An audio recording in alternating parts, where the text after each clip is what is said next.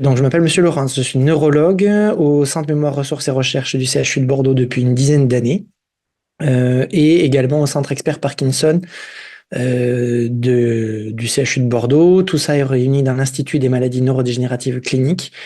Et donc, j'ai une activité autant sur le Centre Parkinson que sur le Centre Mémoire au CHU depuis une dizaine d'années. Et donc, c'est pour ça que je connais un petit peu le sujet du diagnostic différentiel puisque je vois arriver les patients pour un petit peu tous les motifs de consultation depuis un certain temps et en participant aux soins, à la recherche et à l'enseignement. Voilà. Donc le diagnostic différentiel de la maladie de Parkinson, et de la maladie Accord-Lewis, c'est un défi hein, en fait pour le clinicien puisque on n'a pas de marqueur biologique univoque et à 100% fiable. Et donc c'est un faisceau d'arguments qui va nous permettre de faire pencher la balance vers un diagnostic ou vers un autre. Et donc, on va dérouler un petit peu ensemble toutes les pistes que l'on peut suivre et comment démêler la pelote de laine pour arriver à un diagnostic le plus précis possible et puis aussi le plus précoce possible. Avant de discuter du comment, il me paraît intéressant de discuter du pourquoi. Quel est l'intérêt de réfléchir, de faire des examens, d'examiner à plusieurs reprises des patients voilà, quel va être l'objectif de faire ce diagnostic différentiel et le plus précoce possible. Et après, on va réfléchir et discuter du comment faire ce diagnostic différentiel. Donc, tout d'abord, quelques généralités sur ces deux maladies. Donc, la maladie Accord-Lewis, donc, on connaît un petit peu tout ça. Vous avez déjà participé sans doute à d'autres conférences. Donc, la MCL, c'est une maladie qui est fréquente. C'est la deuxième maladie neurodégénérative à l'origine de troubles cognitifs, après la maladie d'Alzheimer. Elle représente environ 0,7% des patients ou des sujets de plus de 65 ans, ce qui est peu ou prou la même proportion de personnes que la maladie de Parkinson, qui est 1% des plus de 65 ans en population générale. En France, on établit entre 150 et 250 000 personnes affectées par la maladie de Lewy. Voilà, un chiffre moyen autour de 200 000. Et comme le disait M. Moïseau tout à l'heure, quasiment 2 tiers des patients ne seraient pas bien diagnostiqués ou trop tard ou pas diagnostiqués du tout. C'est une maladie qui peut survenir plutôt aux environs de 65-70 ans, avec un âge de possible qui s'étale de 50 à 100 ans.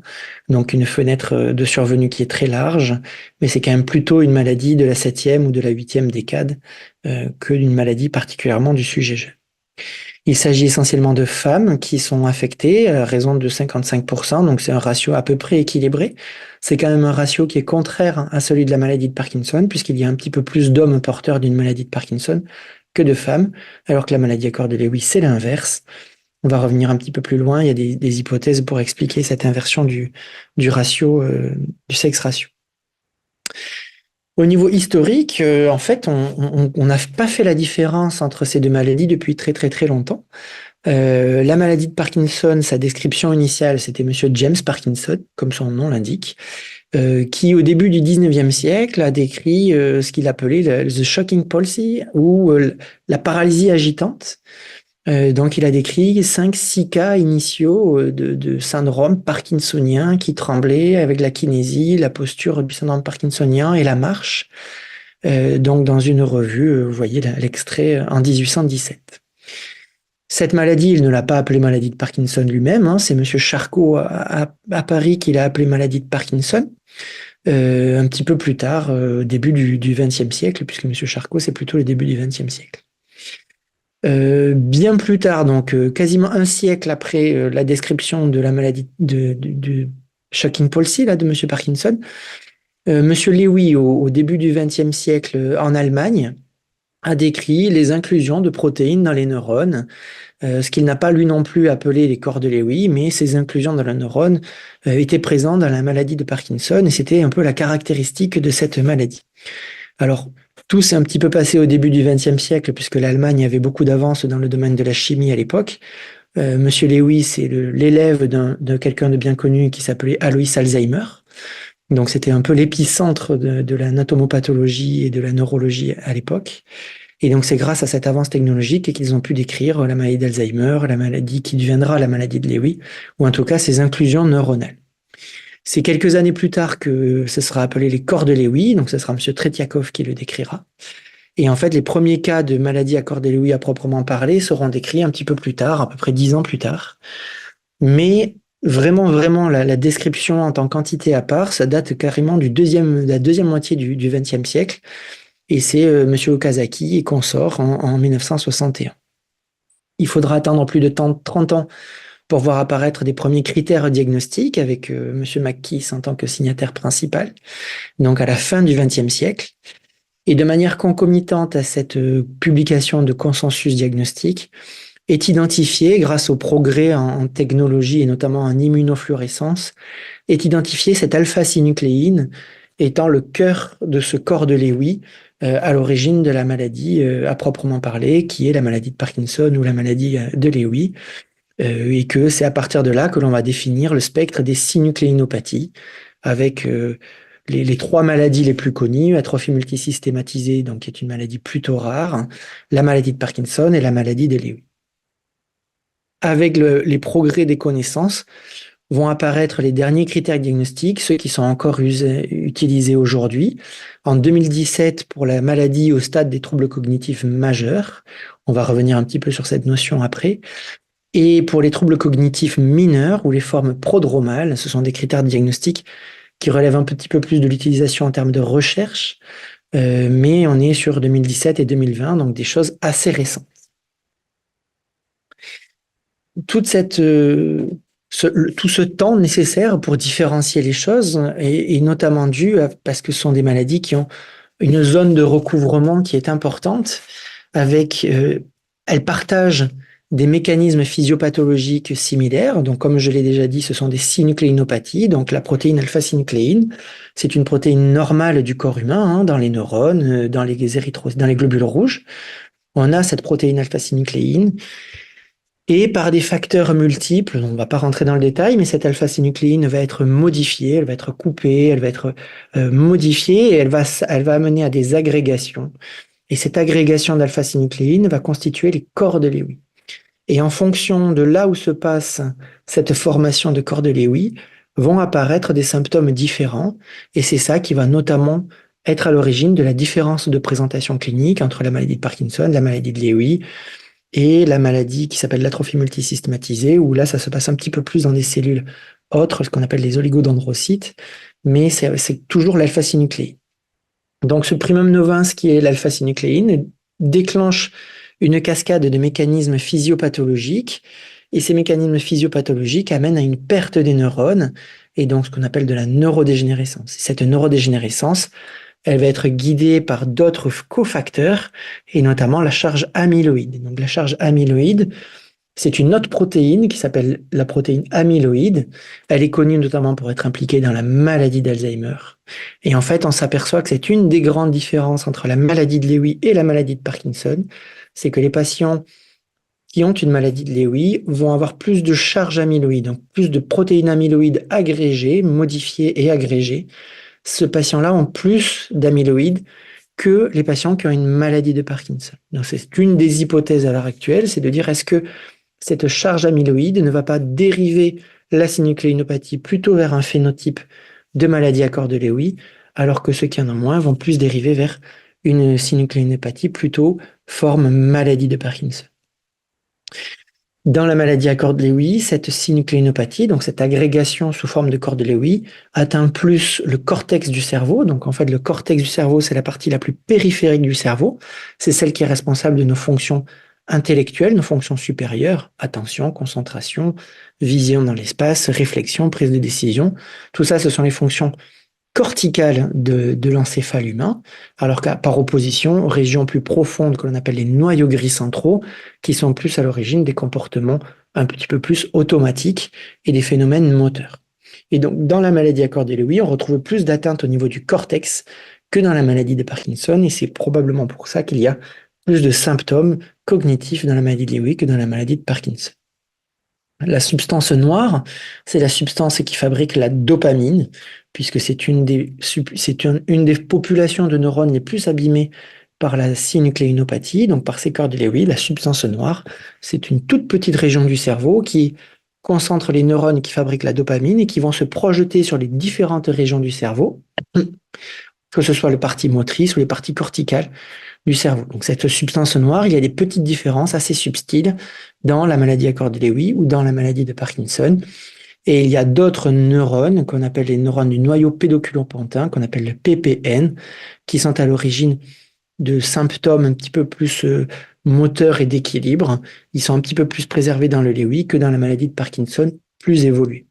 Donc on voit quelques mécanismes physiopathologiques différents, un petit peu plus d'amyloïdes, un peu plus d'atteinte corticale, et des petites subtilités dans les régions profondes du cerveau qui amènent à une présentation clinique différente de la maladie de Lewy par rapport à la maladie de Parkinson. Mais avec le temps, la neurodégénérescence se propage dans le cerveau et en fait, au stade les plus tardifs, que ce soit de la maladie de Parkinson ou de la maladie de Lewy, en fait, le cerveau se présente un petit peu avec de grandes similarités au niveau anatomopathologique. Donc, quand on fait une analyse du cerveau au microscope, il y a de grandes similarités. Donc, tout ça, ça amène à toute une discussion, ce qu'on va appeler une controverse scientifique sur est-ce que la maladie de Parkinson et la maladie de Lewy, est-ce que ce sont deux maladies à proprement entièrement différentes ou est-ce que ce sont des mêmes mécanismes physiopathologiques qui, par des cofacteurs, vont amener à des présentations différentes et puis après, avec le temps, vont un petit peu se retrouver de manière similaire sur certaines atteintes.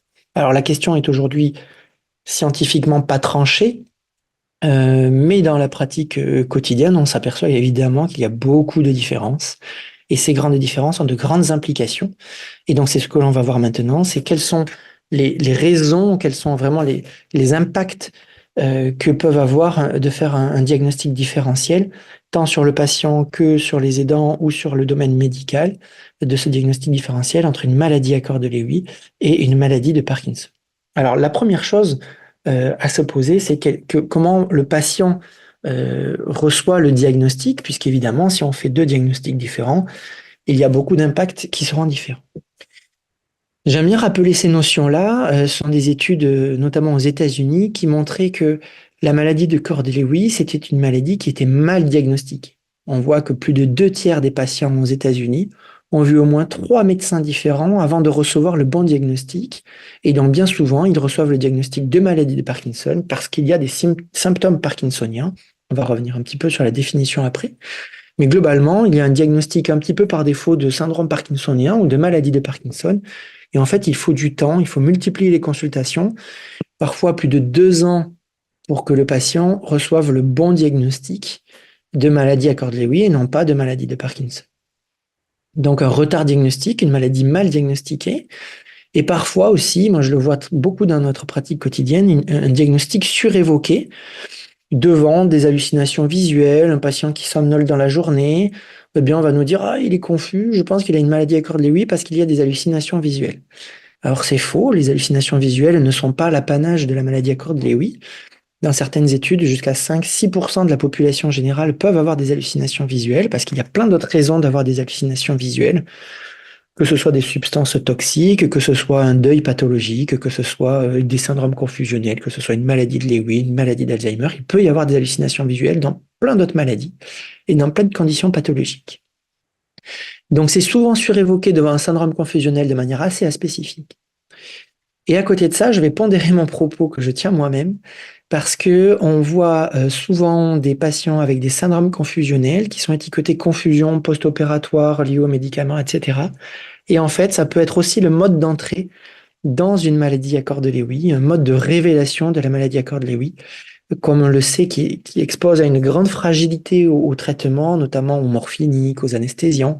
Et donc, devant le syndrome confusionnel, il ne faut pas toujours évoquer la maladie à corps de Lewy, mais parfois, il faut l'évoquer aussi parce que ça peut être le mode d'entrée dans la maladie. Donc, c'est une maladie qui est difficile à diagnostiquer de par la complexité, l'hétérogénéité de la présentation clinique, de par l'absence de biomarqueurs et qui est diagnostiquée de manière un petit peu trop tardive bien souvent. Tout ça va amener à une souffrance du patient. On le voit régulièrement en consultation. Je comprends pas, on nous a donné un diagnostic de maladie de Parkinson, mais je vois bien que ça évolue pas comme un Parkinson. Moi, j'ai lu sur Internet, l'omodopar, ça doit fonctionner dans la maladie de Parkinson, et là, ça marche pas. En plus, il y a des hallucinations, il y a des problèmes d'attention.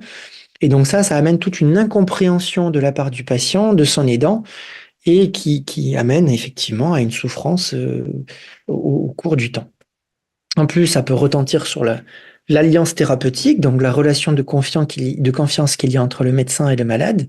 Et donc, si cette confiance est altérée, bien forcément, il y a plus de souffrance de la part du patient et de son aidant. Il y a une difficulté d'observance au niveau des changements des traitements.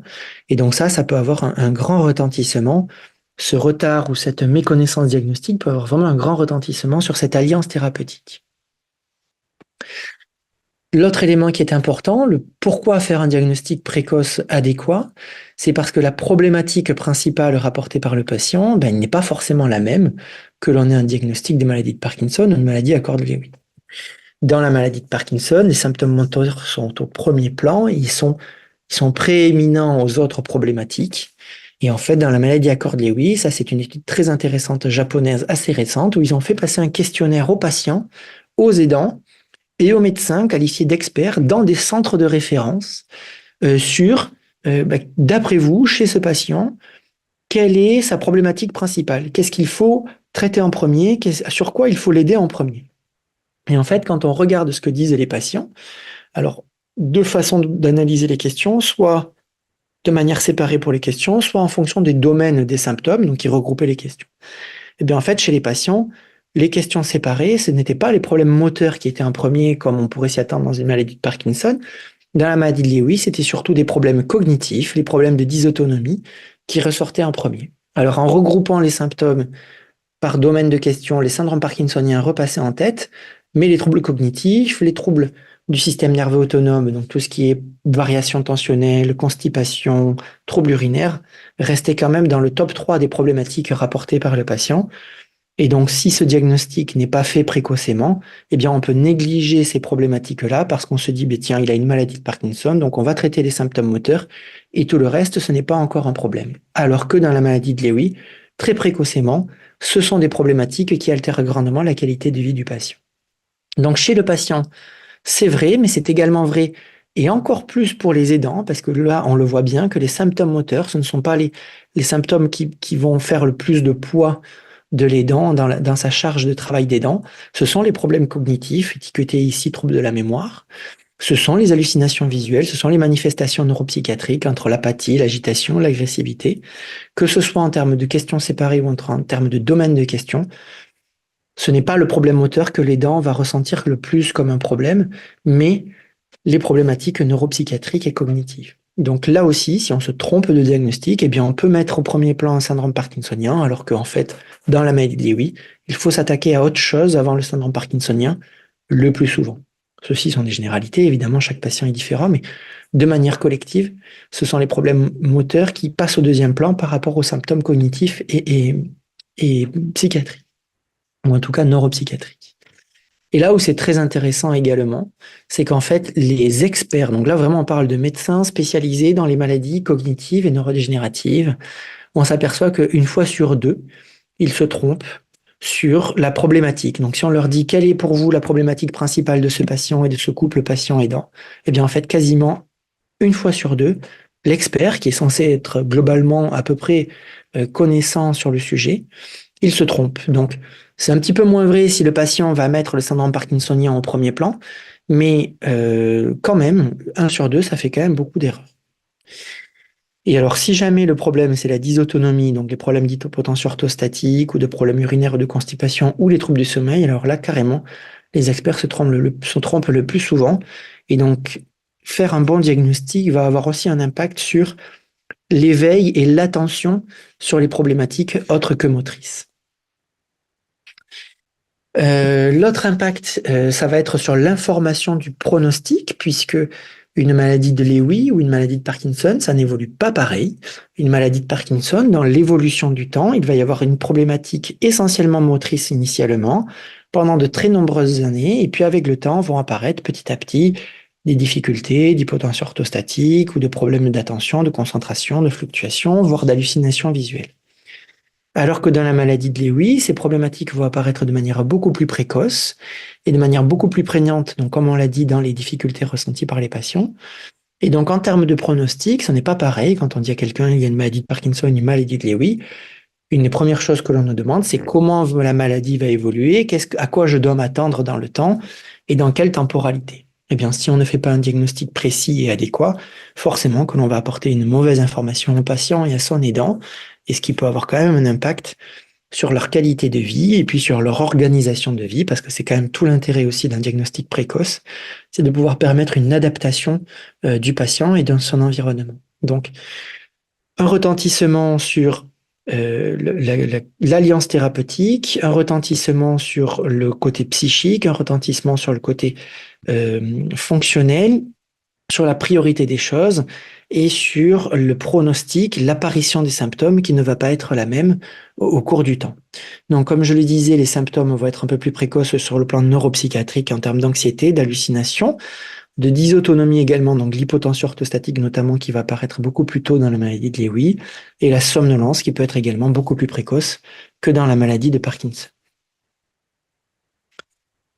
Moi, je trouve qu'il y a un élément qui est aussi souvent sous-évoqué quand on parle de diagnostic erroné et de souvent quand on revient sur le diagnostic quelques années après, c'est ce double choc. C'est-à-dire que l'annonce d'un diagnostic des maladies de Parkinson, c'est quand même un choc psychologique. C'est un moment souvent vécu de manière assez traumatique par le patient et ses proches. Si en plus on se trompe de diagnostic et puis que le diagnostic erre pendant 1 an, 2 ans, 3 ans et que l'on revient 2, 3, 4 ans après donner un nouveau nom à la maladie, que l'on apporte une nouvelle annonce diagnostique, ben en fait c'est un peu une double peine, c'est une contre-annonce diagnostique avec toujours le même processus de souffrance face à une annonce diagnostique et en plus il y a toute cette souffrance d'errance diagnostique qui ressort pendant les années précédentes. Et donc, cette incompréhension devant la résistance au traitement, la rapidité d'évolution de la maladie, c'est un peu une double peine. Et donc, cette nouvelle annonce diagnostique est encore plus traumatisante, je trouve, pour les patients et leurs aidants. Et donc, faire un diagnostic précoce et adéquat, ben voilà, on passe par une étape diagnostique. C'est un moment difficile, mais au moins, il y a après le temps de la digestion et de l'acceptation qui se fait sans avoir une double peine qui survient 2, 3, 4 ans après l'errance et la souffrance initiale. L'autre élément qui peut être important également dans l'adaptation de la prise en charge, c'est tout ce qui est rééducation, orthophonie, kinésithérapie. On ne peut pas demander la même chose à un patient qui a une maladie de Parkinson, une maladie à Corbett-Lewy. Un patient qui a une maladie à Corbett-Lewy, il y a des fluctuations, il y a des moments où il sera plus en capacité de faire des choses qu'un patient qui a une maladie de Parkinson. Et donc, la rééducation, la kinésithérapie, l'orthophonie va forcément devoir s'adapter un petit peu plus face à une maladie à Corbett-Lewy que maladie de Parkinson, où au niveau cognitif, au niveau attention, au niveau vigilance, les fluctuations sont quand même beaucoup moins marquées. Donc, en termes d'accompagnement dans la rééducation et la réadaptation, il va falloir être beaucoup plus flexible en cas de maladie à Corbett-Lewy que dans une maladie de Parkinson. Et donc, l'importance d'un diagnostic précoce est là aussi très marquée. L'autre élément qui est important pour bien orienter les patients, on n'oriente pas bien un patient si on ne fait pas le bon diagnostic. Il faut forcément l'orienter vers des structures qui sont adéquates, même si ça manque globalement encore face à la maladie à Corbett-Lewy, mais une bonne orientation dépendra quand même d'un bon diagnostic. Et donc là encore, le diagnostic précoce a toute sa place et toute son importance.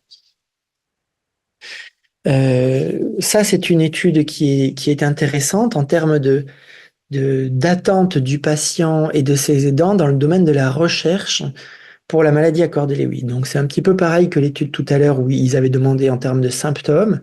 Là, c'est plus qu'est-ce que vous attendez de la recherche sur la maladie à Corbett-Lewy?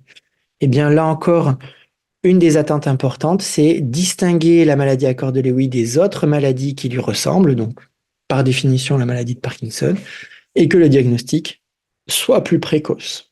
Et donc ça fait partie des attentes des patients, c'est ce que les patients et les aidants attendent de la recherche, et donc forcément qu'il faut développer la recherche dans ce domaine, et c'est là aussi l'intérêt de faire ce diagnostic précoce. Il demande également une meilleure reconnaissance de la maladie, développer des marqueurs diagnostiques et améliorer évidemment les traitements. Excusez-moi. Et donc là, on voit également toute la place de l'association des aidants et des malades à Corbett-Lewy dans ces objectifs que les patients attendent du domaine de la recherche. Et donc, c'est aussi pour ça que l'association est aussi précieuse pour tout le monde.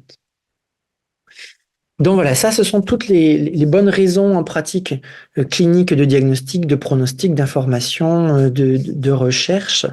Mais ça a également beaucoup d'impact thérapeutique de faire un diagnostic précoce, puisque ces maladies sont différentes et donc on ne les traite pas de la même manière. Une maladie à Cordet-Lewy, il va y avoir des symptômes cognitifs au premier plan, des symptômes moteurs également, mais parfois un petit peu plus au deuxième plan. A contrario, la maladie de Parkinson va être très axée sur les symptômes moteurs initialement, et donc dans une maladie de Parkinson, on va globalement rapidement utiliser des traitements à visée dopaminergique pour atténuer la kinésie, la raideur ou le tremblement du syndrome parkinsonien.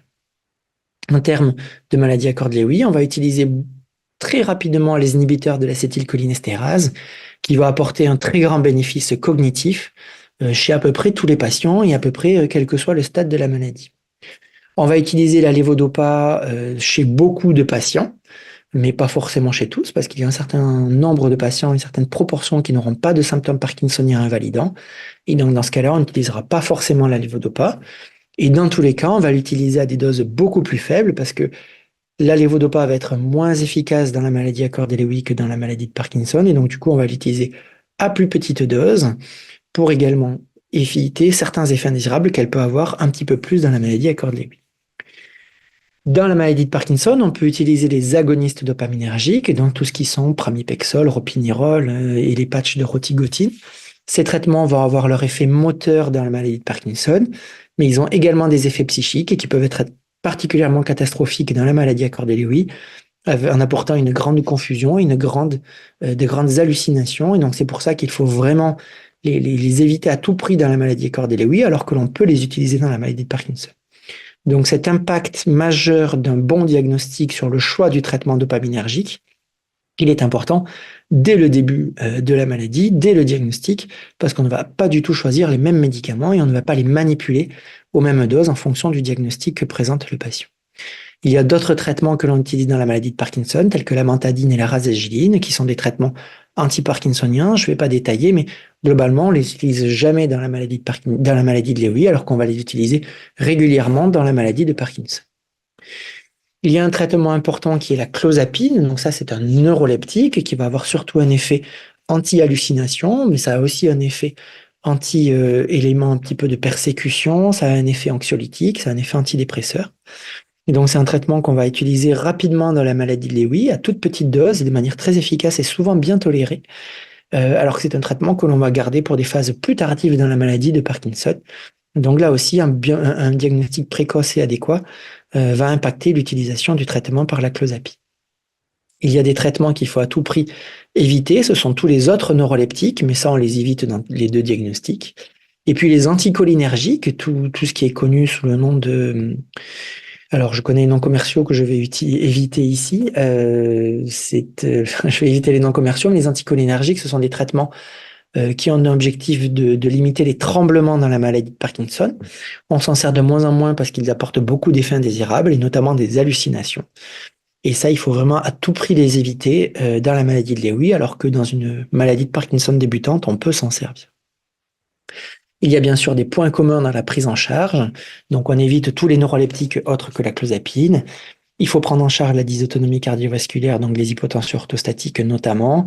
Et après, tout ce qui est symptômes non moteurs, du moral, du transit, la salivation, l'anxiété, la douleur, ça, ce sont des choses communes à la maladie de Cordet-Lewy et la maladie de Parkinson.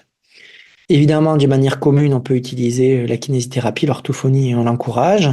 Et on peut revenir un petit peu plus sur le zonisamide.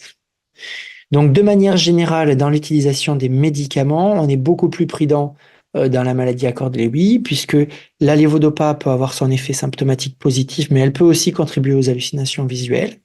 Et les agonistes dopaminergiques, j'ai déjà évoqué le grand risque d'hallucination visuelle. Donc, on est beaucoup plus prudent dans l'usage du médicament, dans son dosage dans la maladie à Cordet-Lewy.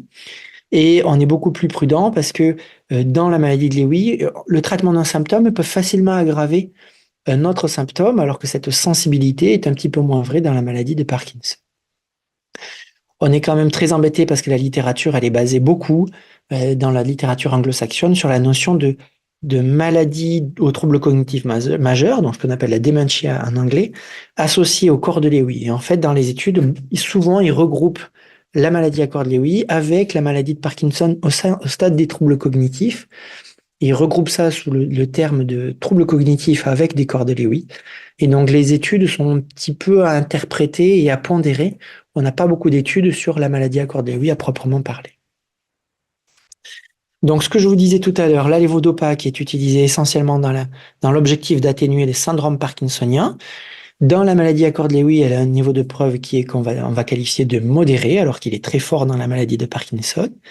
On va l'utiliser à des petites doses, globalement 300 à 600 mg par jour.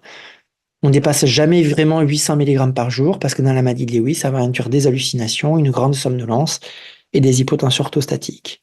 Alors que dans la maladie de Parkinson, on peut monter jusqu'à 3000 mg par jour sans souci, ça nous arrive. Et donc, faire un diagnostic adéquat aura quand même un impact important sur le maniement des médicaments.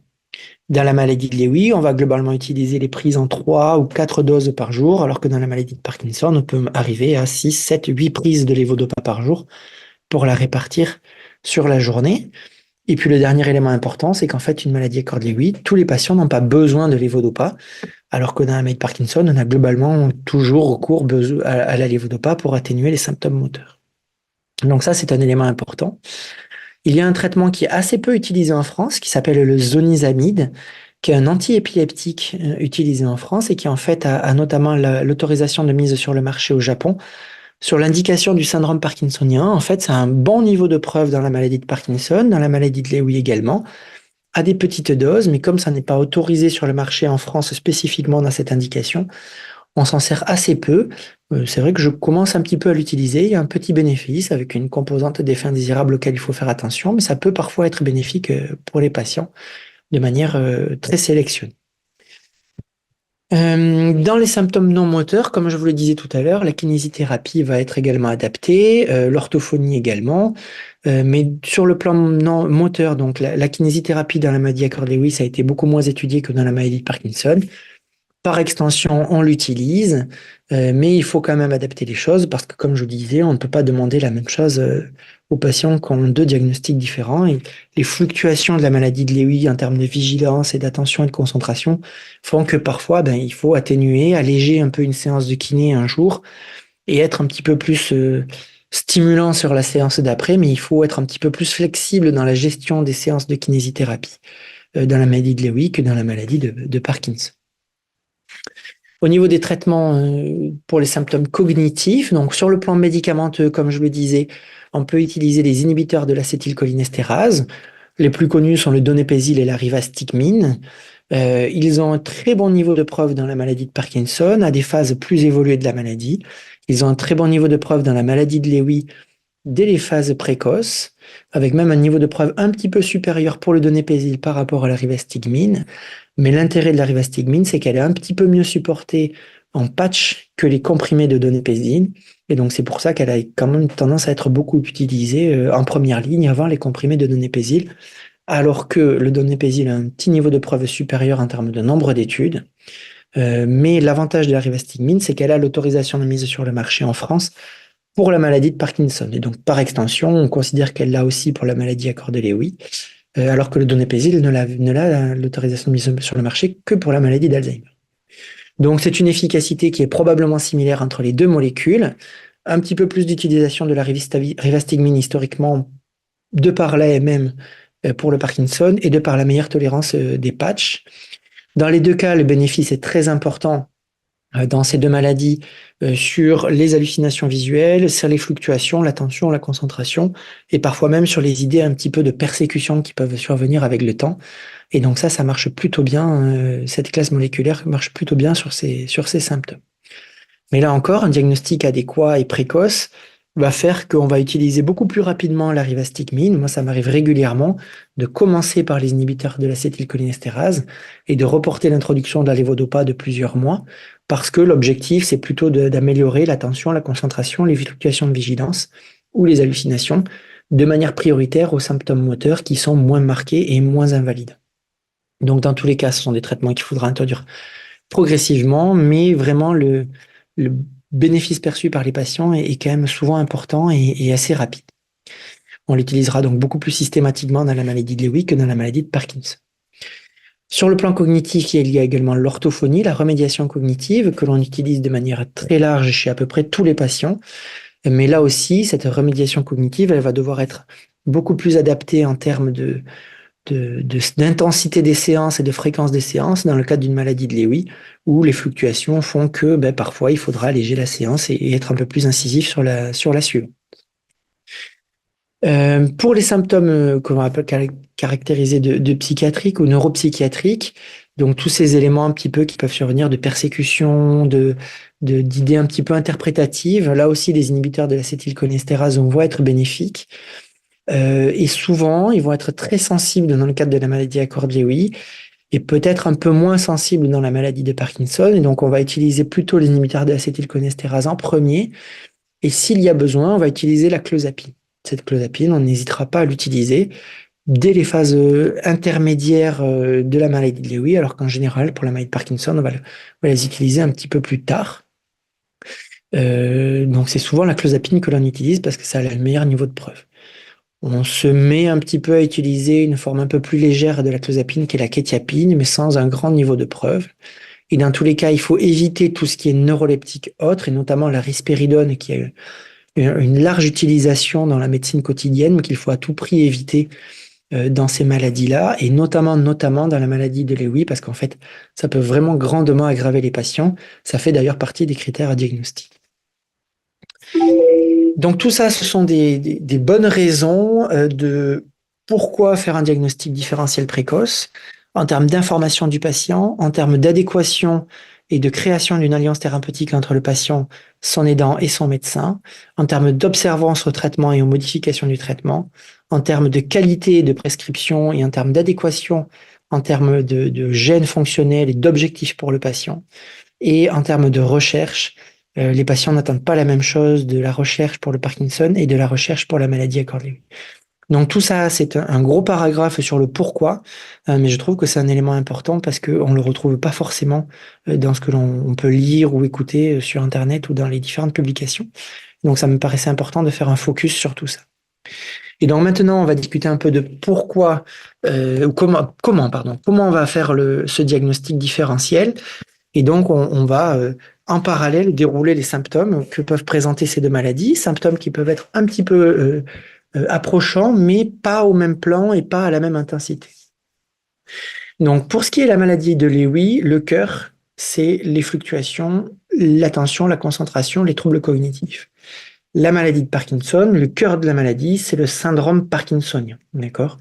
Et donc, ce syndrome parkinsonien va être au premier plan dans la maladie de Parkinson.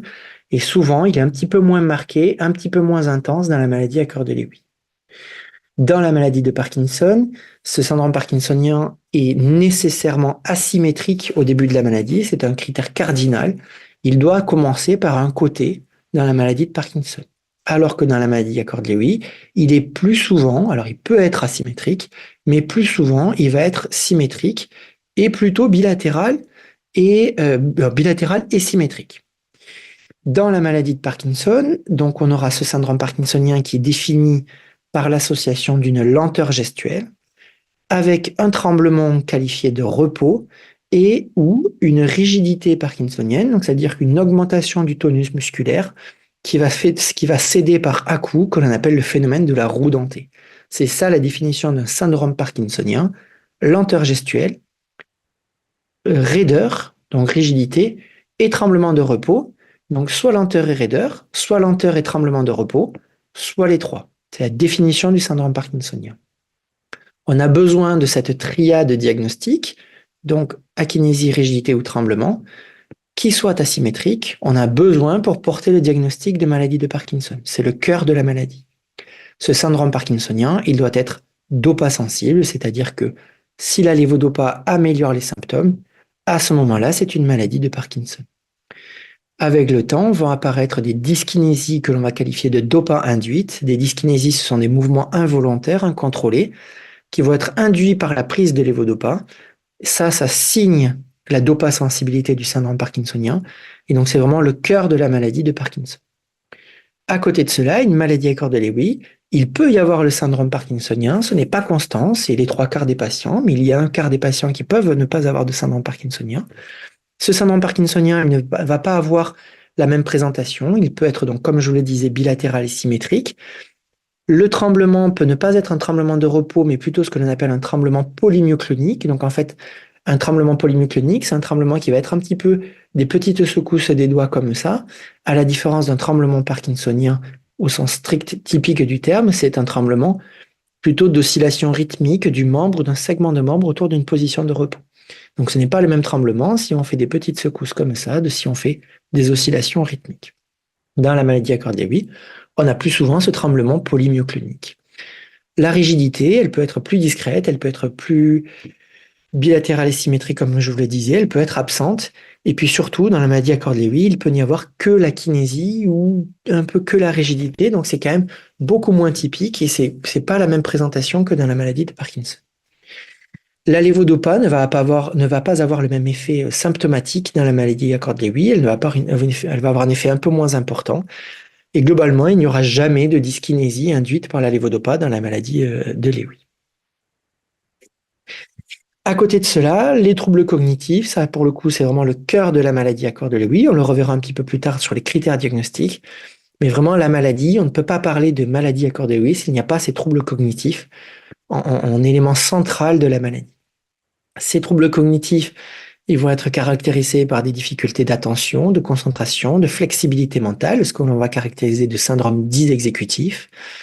Et il va y avoir aussi des troubles que l'on va appeler visuospatiaux. Donc là, ce sont la capacité du cerveau à reconstituer l'environnement spatial. Et donc, ce sont vraiment les deux troubles cognitifs les plus touchés par la maladie à corps de Lewy. Il peut également y avoir des troubles dans la production du langage dans la maladie de Lewy, ce qu'il n'y a pas dans la maladie de Parkinson. Donc, les troubles cognitifs plus précoces, plus prédominants dans la maladie de Lewy par rapport à la maladie de Parkinson, une extension à des atteintes phasiques qui peuvent survenir dans la maladie de corps de Lewy, alors qu'en théorie, ce n'est pas censé apparaître dans la maladie de Parkinson. L'élément de syndrome confusionnel inaugural, ça c'est assez fréquent aussi pour rentrer dans la maladie de Lewy. C'est un phénomène qui va être assez précoce. A contrario, un syndrome confusionnel ne va survenir que très tardivement dans la maladie de Parkinson. Et donc, c'est un élément important dans la différenciation du diagnostic. La présentation psychiatrique, donc au sens rentrée de la maladie par le syndrome anxieux, par le syndrome dépressif, ça n'a pas de différence particulière entre les deux diagnostics, puisqu'on peut très bien rentrer dans une maladie ou dans l'autre par une présentation dépressive, par exemple. Ce qui permet également de faire la différence entre les deux maladies, c'est la précocité des hallucinations visuelles. Donc, dans les deux cas, ce sont des hallucinations visuelles qui sont le plus souvent retrouvées. Alors, ça peut aussi être des hallucinations auditives, hein, ça arrive parfois. Il peut même y avoir parfois ce qu'on appelle des hallucinations synesthésiques. Ce sont des hallucinations qui sont ressenties dans le corps, la sensation de décharge, sensation de bizarre dans le corps humain. C'est ce qu'on va appeler des hallucinations synesthésiques qui peuvent se retrouver dans les deux maladies, mais quand même de manière beaucoup plus précoce dans la maladie de Lewy, comme les hallucinations visuelles. Alors, ces hallucinations visuelles, elles sont très différentes dans les phases précoces de ces deux maladies. Dans la maladie à corps de Lewy, ce sont des hallucinations qui sont bien construites, des formes, des visages, des personnages qui sont bien construits, qui sont vus de manière répétée et précoce. Souvent, on nous parle de visions d'animaux ou des ombres qui passent, ou alors des personnages. Ces personnages, bien souvent, sont silencieux, ils ne font pas de bruit. Et bien souvent, ce sont des personnages qui n'ont pas de visage, ou alors le visage est très flou. Ça, ce sont des hallucinations qui sont vraiment très évocatrices de la maladie de Lewy dans les phases précoces. Ça peut arriver dans les phases plus tardives de la maladie de Parkinson, mais c'est pas exactement cette même description de personnages sans visage et silencieux. Le retentissement des hallucinations visuelles n'est pas le même également. Il est souvent plus important dans la maladie à corps de Lewy que dans la maladie de Parkinson, parce que les hallucinations dans la maladie de Parkinson, elles surviennent plus tardivement, à un moment donné où il y a tout un cortège de symptômes non moteurs et de moteurs associés qui font tout le poids de la maladie, alors que les hallucinations plus précoces et plus intenses de la maladie de Lewy peuvent être beaucoup plus marquées et marquantes sur le retentissement fonctionnel. À côté de cela, il peut y avoir des hallucinations à minima avec une sensation de passage, une sensation de présence, ce qu'on va appeler le syndrome de l'ange gardien. Donc, c'est la sensation qu'il y a quelqu'un derrière nous. Ça peut survenir assez précocement dans la maladie de Parkinson et c'est notamment favorisé par les agonistes dopaminergiques. Mais ça ne veut pas dire que c'est une maladie de Lewy pour autant. Ça peut être des petites sensations précocement ressenties dans la maladie de Parkinson. Mais ça n'a aucune commune mesure avec les hallucinations visuelles bien construites et répétées que l'on voit précocement dans toute une proportion de la maladie de Lewy. La dysautonomie, c'est donc tous les troubles de la régulation du système nerveux que l'on appelle autonome. Le système nerveux autonome, c'est le système nerveux qui n'est pas conscient. C'est le système nerveux qui va gérer la respiration, le transit, la fréquence cardiaque, la tension artérielle, la sudation, le larmoiement, la salivation. Donc tout ce système nerveux que l'on appelle autonome, il est affecté de manière beaucoup plus précoce dans la maladie de Lewy que dans la maladie de Parkinson. Globalement, on retient le critère des 5 ans, on va le revoir dans les critères diagnostiques. Donc cette maladie à corps Lewy, elle va avoir souvent une hypotension orthostatique. Ça, c'est vraiment la grande différence. Donc cette hypotension orthostatique, hypotension, c'est la baisse de tension, et orthostatique, c'est la baisse de tension quand on passe à l'orthostatisme, c'est-à-dire que quand l'on passe de la position assise ou couchée à la position debout, normalement, il y a le baroréflexe, c'est-à-dire que la tension va baisser et remonter. Eh bien, ce réflexe tensionnel est plus altéré dans la maladie à corps de Lewy et plus précocement que dans la maladie de Parkinson. C'est censé arriver plus tard et c'est censé surtout affecter la régulation cardiovasculaire plus que je vais caractériser de centrale. À côté de cela, dans la maladie à corps de Lewy, on peut avoir de manière vraiment pas rare, c'est souvent sous-évoqué et sous-regardé, une dysautonomie cardiovasculaire au niveau des mains, la circulation sanguine distale qui va se faire de manière beaucoup moins optimale. Et en fait, dans la maladie de Lewy, on peut avoir des mains que l'on va caractériser de violettes, en fait, un bleu violacé qui va affecter surtout les doigts. Ça remonte rarement jusque sur la main. Ça peut être un témoin d'une dysrégulation de la circulation, de la microcirculation. On le voit aussi quand les mains sont un petit peu violettes comme ça. Quand on écrase le doigt, la coloration va disparaître et elle va mettre plus de temps à se recolorer, ce qu'on va appeler le temps de recoloration cutanée. Ça, si on compte 5-6 secondes pour que la recoloration se fait, ça c'est trop long. Ça veut dire qu'il y a une petite altération de la microcirculation. Et ça, c'est quand même plus évocateur d'une maladie à corps de Lewy qu'une maladie de Parkinson. Alors, la main violette, ça peut aussi se voir dans l'atrophie multisystématisée, mais en tout cas, c'est un témoin d'une dysautonomie cardiovasculaire importante. En termes de dysautonomie urinaire ou de constipation, il n'y a pas de différence spécifique. Ça peut survenir assez tôt et dans les deux maladies de manière assez semblable. Il y a d'autres petits, ce que disent les jeunes, des petits tips à retenir dans la différenciation de la maladie.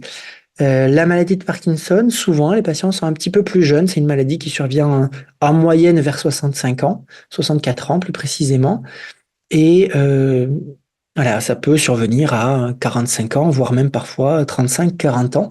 Donc la maladie de Parkinson peut survenir de manière plus précoce par rapport à la maladie de Lewy. Donc l'âge du patient va quand même nous orienter dans le diagnostic. Et vraiment, j'insiste sur l'asymétrie du syndrome parkinsonien qui est plus évocateur d'une forme plus Parkinson que de Lewy. Dans la maladie à corps de Lewy, on va quand même beaucoup être attentif à la somnolence diurne. C'est un élément qui est important et précoce. Il faut faire attention de ne pas se tromper avec une somnolence diurne liée à la maladie, de celle qui peut être induite par les traitements dopaminergiques et notamment les agonistes dopaminergiques qu'on utilise dans la maladie de Parkinson. Il ne faut pas se tromper, s'il y a des agonistes dopaminergiques, ça peut être lié aux médicaments. La lévodopa, elle est globalement bien tolérée avec peu de sédation dans la maladie de Parkinson. Elle peut induire un petit peu plus de sédation et de somnolence dans la maladie de Lewy. Je trouve que l'élément de l'anxiété, une anxiété qui est préalable au syndrome parkinsonien, c'est vraiment un élément très évocateur d'une forme de Lewy. On ressent une grande anxiété dans cette maladie assez précoce et après tout au long de la maladie, ce qui est pas forcément vrai dans la maladie de Parkinson. C'est possible, mais c'est pas totalement vrai. Et enfin, le syndrome de Capgras. Alors, je sais que l'association avait fait toute une conférence sur ce syndrome de Capgras. C'est intéressant, ce syndrome de Capgras, parce que pour ceux qui n'avaient pas vu la définition, c'est globalement une mauvaise reconnaissance du visage de ses proches et une mauvaise association de l'identité de la personne à l'image du visage. C'est très simplifié, mais c'est globalement ça. Et ça, c'est quand même très évocateur plutôt d'une forme Lewy que d'une maladie de Parkinson, parce que globalement, ça ne survient pas ou vraiment très tardivement dans la maladie de Parkinson. Alors que si c'est là précocement, il faut vraiment se poser la question d'une maladie de Lewy. Je me suis un peu répété en remettant les mains violettes, mais c'est vrai que c'est quelque chose que je regarde beaucoup, donc je ne vais pas m'étendre à nouveau sur le sujet. Donc ça, c'est tout ce que j'applique dans mon raisonnement clinique pour essayer de faire précocement un diagnostic différentiel entre Parkinson et Lewy. Mais bien sûr qu'on va l'intégrer dans les critères diagnostiques. Donc là, c'est un peu le raisonnement scientifique de comment porter un diagnostic, parce que dans la routine quotidienne, un patient se présente à nous, on examine le patient, et puis en fait, notre diagnostic se fait de manière un petit peu intuitive, de manière analogique. Hein. Le cerveau d'un médecin, ça fonctionne beaucoup à ah oui, ce symptôme, je l'ai déjà vu, mais à chaque fois, c'était sur tel patient qui avait tel diagnostic. Donc notre routine intellectuelle fait qu'on porte le diagnostic de manière un peu subconsciente en constatant les symptômes et les signes que présente le patient. Mais si on se rapporte aux critères diagnostiques qui sont établis pour une meilleure fiabilité diagnostique, à ce moment-là, on voit des différences essentielles. Donc la maladie à cordes de Lewy, le critère essentiel, c'est les troubles cognitifs. On ne peut pas apporter un diagnostic de maladie à cordes de Lewy, que ce soit au stade de troubles cognitifs majeurs ou au stade prodromal. Le critère central, c'est la présence des troubles cognitifs, comme je vous disais, soit visio-spatiaux, soit dysexécutifs, mais il faut ce trouble cognitif. Il va s'associer aux critères que l'on va revoir ensemble là, rapidement, même si je sais qu'il y a eu beaucoup de conférences sur le sujet. Mais ces critères cognitifs, c'est vraiment le cœur de la maladie. A contrario, la maladie de Parkinson, le critère essentiel, c'est ce syndrome parkinsonien, donc comme j'évoquais, akinésie, rigidité, tremblement, ou les deux ou les trois, mais il faut ce critère-là au centre de la maladie. Et il faut que ce syndrome parkinsonien présente certains critères. Donc, comme je vous le disais, il faut qu'il soit associé à une dopasensibilité, mais il faut aussi qu'il soit associé à l'absence, ce qu'on va appeler de critères d'exclusion et de drapeau rouge. Ce drapeau rouge, en fait, c'est une notion anglo-saxonne en disant, attention, si vous avez ce symptôme-là, drapeau rouge, c'est probablement pas une maladie de Parkinson, mais une forme que l'on va qualifier de atypique, ce qu'on appelle un syndrome parkinsonien atypique, auquel fait partie la maladie de Lewy avec l'atrophie multisystématisée, la maladie de Richardson, etc. Donc, dans les critères diagnostiques d'une maladie de Parkinson idiopathique, il faut ce syndrome parkinsonien. Il doit être associé à au moins 2 critères de support, soit la dopasensibilité que je vous évoquais tout à l'heure, qui va être définie par une amélioration évidente à l'introduction du traitement. Si cette amélioration n'est pas évidente, on va faire un test moteur, c'est-à-dire qu'on va utiliser une échelle motrice qui s'appelle l'UPDRS. Et dans sa partie 3 de l'UPDRS, c'est la quantification des symptômes moteurs. Et globalement, s'il y a une amélioration à plus de 30% de ce score UPDRS, on va considérer qu'il y a une sensibilité à la lévodopa qui nous permet de faire le diagnostic de maladie de Parkinson. D'accord ? L'autre élément qui nous permet d'affirmer la dopasensibilité, c'est l'apparition de ce que l'on va appeler les fluctuations motrices. Ça survient après plusieurs années de maladie de Parkinson. En fait, le patient va prendre son traitement, il va y avoir une amélioration et au bout de quelques heures, cette amélioration va rediminuer avec la réapparition de la lenteur, de la raideur ou du tremblement. C'est un élément pour affirmer la dopasensibilité. Donc cette dopasensibilité fait partie des 4 critères de support. À côté des dyskinésies qui sont induites par la lévodopa, donc ça ce sont des mouvements involontaires que l'on va qualifier de mouvements choréo-athétosiques. Donc en fait c'est des espèces de mouvements de reptation qui sont induits par la lévodopa après un certain nombre d'évolutions, un certain nombre d'années d'évolution de la maladie. Donc la dopasensibilité, les dyskinésies induites par la lévodopa, ce tremblement de repos qui est typique, donc comme je vous disais, une oscillation rythmique d'un membre ou d'un segment de membre autour d'une position de repos, c'est vraiment la définition du tremblement parkinsonien. Et donc il faut que ce soit ce tremblement-là pour coter dans les critères de support. Et après, dans les autres critères de support de la maladie de Parkinson, on sort un petit peu du syndrome parkinsonien. Il y a l'anosmie, donc la perte de l'odorat, mais là, c'est pas spécifique à la maladie de Parkinson. Et ce que l'on appelle la dénervation cardiaque à la scintigraphie ou MIBG. En fait, c'est un examen qui s'appelle la scintigraphie ou MIBG, où on voit une perte d'innervation des neurones au niveau du cœur. Voilà, c'est peu utilisé en France en routine. Et puis en plus, un examen qui a beaucoup de facteurs confondants, c'est vrai qu'on s'en sert pas beaucoup. Donc, pour porter un diagnostic de maladie de Parkinson, dans les critères diagnostiques, 1, le syndrome parkinsonien, qui doit être soit dopa-sensible, avoir des dyskinésies induites, un tremblement de repos et associé à une anosmie ou à la dénervation cardiaque. Il faut au moins 2 critères de support et il ne faut pas qu'il y ait de critères d'exclusion, à savoir des anomalies cérébelleuses, une paralysie du regard, donc ça c'est plutôt pour la l'AMS et la paralysie supranucléaire progressive.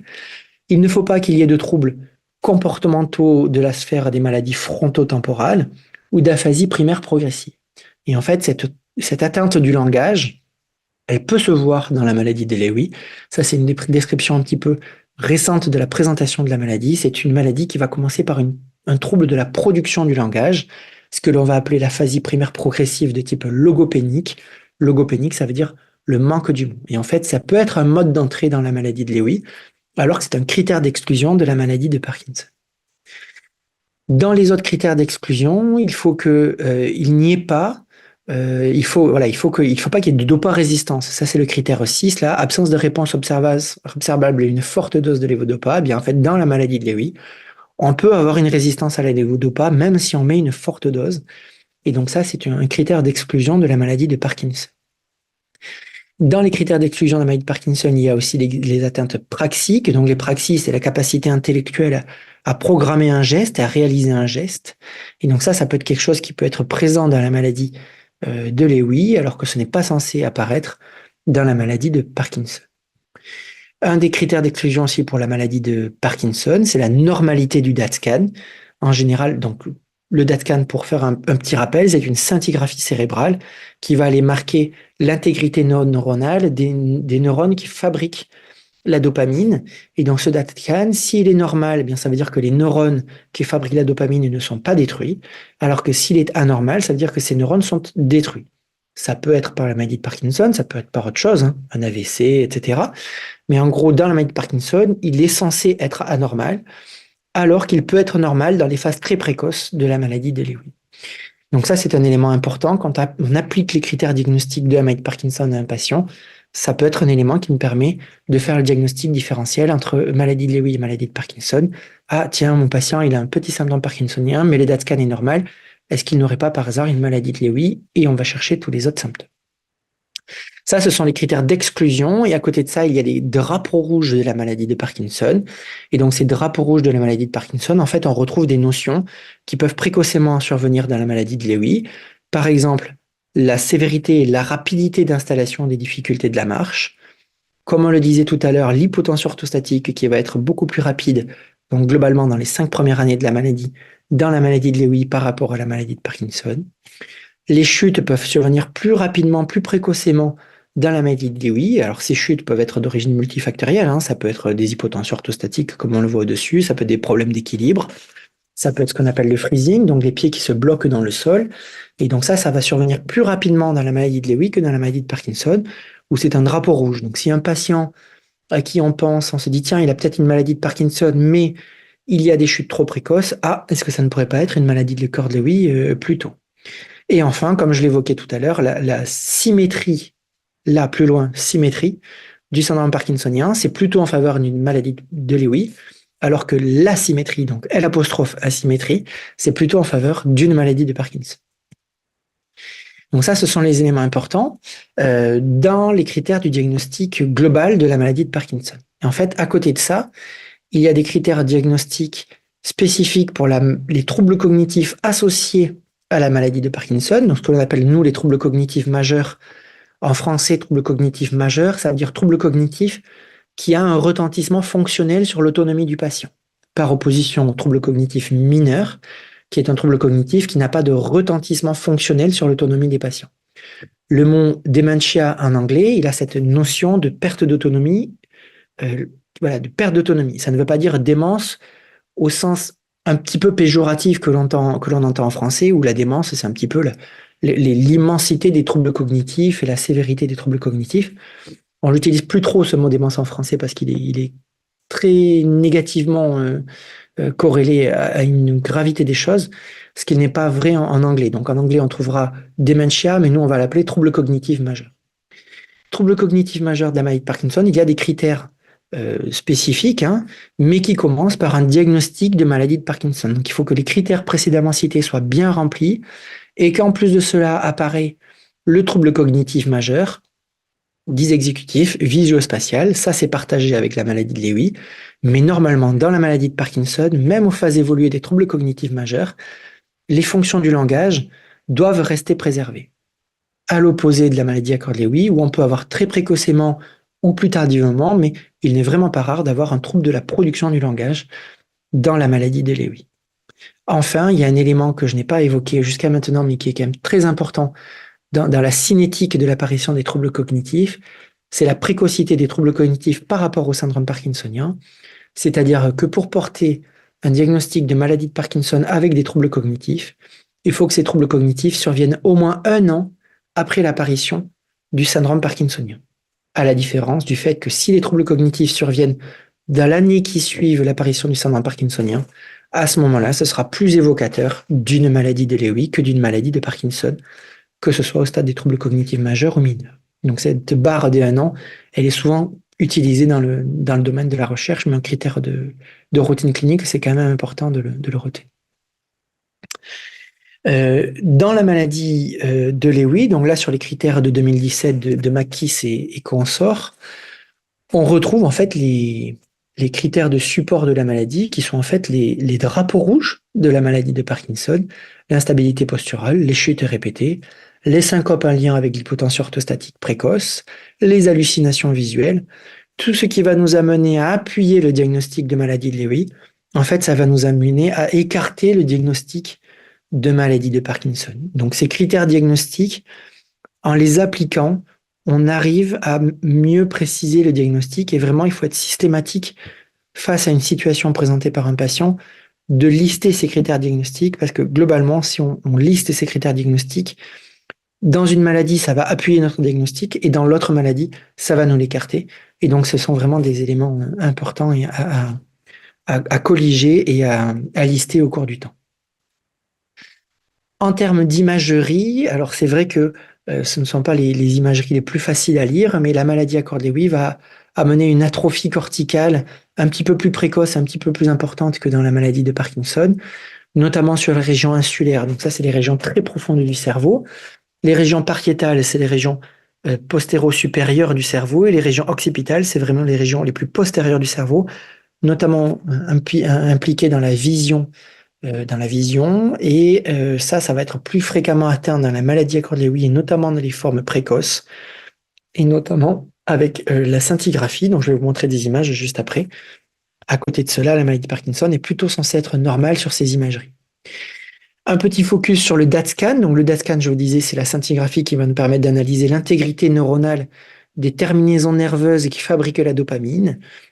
Il ne peut pas être normal dans la maladie de Parkinson, alors qu'il peut être normal dans la maladie de Lewy, dans une certaine proportion du cas. Dans la maladie de Parkinson, il va être le plus souvent asymétrique. On voit, je ne sais pas si vous voyez ma petite flèche, mais on voit ici que le côté droit donc, est plus touché que ce côté gauche. On le voit également ici dans une forme de maladie de Parkinson, même si ça peut aussi être une maladie de Lewy. Ici, on voit un petit peu plus, à un stade un peu plus avancé. Et puis, dans le DaT-scan de la maladie de Parkinson, en fait, la dénervation, donc la perte des neurones, va commencer sur la partie la plus postérieure de ces noyaux centraux qui s'appellent les putamènes. Donc, maladie de Parkinson, une dénervation qui part de l'arrière et qui va plutôt vers l'avant. Alors que dans une maladie de Lewy, cette dénervation des neurones dopaminergiques va être un petit peu plus diffuse sur les noyaux les noyaux profonds du cerveau. Et donc, comme je vous le disais, donc il peut aussi être normal dans la maladie de Accord-Lewy plutôt que dans la maladie de Parkinson. Donc, des petites subtilités dans l'interprétation d'un DaT-scan entre une maladie de Parkinson ou une maladie Accord-Lewy. L'autre scintigraphie, alors ça, c'est pas la scintigraphie du cerveau profond, c'est comme ça que j'utilise pour expliquer. Donc, le DaT-scan, c'est la scintigraphie du cerveau profond. Et la TEP-FDG, c'est la scintigraphie du cerveau superficiel. Donc, c'est le cortex. Donc, c'est vraiment tout ce qui va analyser la périphérie du cerveau. Dans une maladie de Parkinson, cette scintigraphie TEP-FDG, elle est censée être normale de manière diffuse, alors qu'elle est plus affectée dans les régions postérieures dans la maladie de Lewy. Et donc, ça nous permet de faire la différence entre les deux formes de maladie. Tout ça, ce sont les formes les plus évoluées de la maladie de Parkinson ou la maladie de Lewy. En fait, le vrai défi en routine clinique, il va être sur les formes prodromales de la maladie à corps de Lewy ou sur les formes de troubles cognitifs légers de maladie de Parkinson. Donc la forme prodromale de la maladie à corps de Lewy, donc les critères sont beaucoup plus récents, mais là encore, le cœur de la maladie, ce sont des troubles cognitifs, comme je vous le disais, qui sont légers, c'est-à-dire qu'ils n'altèrent pas l'autonomie du patient, et avec ces critères de fluctuations cognitives, d'hallucinations récurrentes, de troubles du sommeil agité. Donc ça, je vous renvoie aux différentes présentations en lien avec ça de l'association. Mais ce sont un peu les mêmes critères que dans les critères de 2017, mais associés avec la notion de légèreté des troubles cognitifs qui n'altèrent pas l'autonomie du patient. Ils sont difficiles à faire la part des choses avec ce que l'on va dire le syndrome parkinsonien de la maladie de Parkinson au stade des troubles cognitifs légers, où là, il faut que le syndrome parkinsonien soit prééminent et prédominant, et il peut y avoir, à côté de cela, une petite note de troubles exécutifs et de troubles visuospatiaux qui n'altèrent pas l'autonomie non plus. Donc ce sont les troubles cognitifs légers de la maladie de Parkinson. Et c'est là où l'interrogatoire du patient et vraiment l'analyse minutieuse des symptômes et des critères va être importante parce que on ne pourra pas porter le diagnostic de trouble de maladie de Lewy au stade prodromal s'il y a un syndrome parkinsonien dopa sensible qui préémine aux troubles cognitifs. Vraiment, la maladie à corps de Lewy prodromale, c'est les troubles cognitifs au cœur de la maladie, dans l'année qui suit le syndrome parkinsonien, qui ne va pas être dopa sensible. À l'opposé de la maladie de Parkinson au stade des troubles cognitifs, il faut qu'il y ait le syndrome parkinsonien sensible, asymétrique, donc vraiment ce diagnostic des maladies de Parkinson. Et après, il peut survenir des petits troubles cognitifs légers qui ne vont pas retentir sur le fonctionnement, mais qui vont être secondaires à la maladie de Parkinson. Donc cette nuance-là entre maladie de Parkinson au stade des troubles cognitifs légers et les critères de maladie de corps de Lewy de phase prodromale, c'est parfois très subtil et parfois difficile de faire la part des choses. Et c'est là où les examens complémentaires et l'évolution des choses vont beaucoup nous aider. En termes voilà, ça c'est tous les critères diagnostiques. Et après, je voulais ouvrir un petit peu mon propos. Il me reste que 5 minutes, donc je vais être assez court pour vous laisser poser les questions. Je vois qu'il y a un certain nombre dans le chat.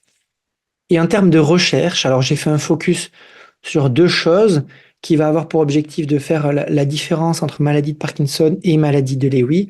Alors il y a beaucoup de domaines de recherche qui pourraient être creusés dans ce champ-là. Je voulais vous donner la notion de biomarqueur. Ça, c'est vraiment le cœur de la recherche dans les maladies neurodégénératives, que ce soit Parkinson, Alzheimer, Lewy ou autre. La notion de biomarqueur, c'est quelque chose qui est important. En fait, c'est trouver un marqueur biologique ou pas forcément biologique, d'ailleurs, c'est trouver une caractéristique qui va être mesurable et qui est liée au processus de la maladie, d'accord? Ce biomarqueur, il peut être biologique, mais ça peut être un biomarqueur d'imagerie, ça peut être un biomarqueur complètement autre. Je vais vous montrer un petit biomarqueur que vous n'avez probablement pas l'habitude. Mais voilà, cette notion de biomarqueur pour caractériser la maladie très précocement. Idéalement, ce biomarqueur, il doit être en lien avec le mécanisme physiopathologique de la maladie.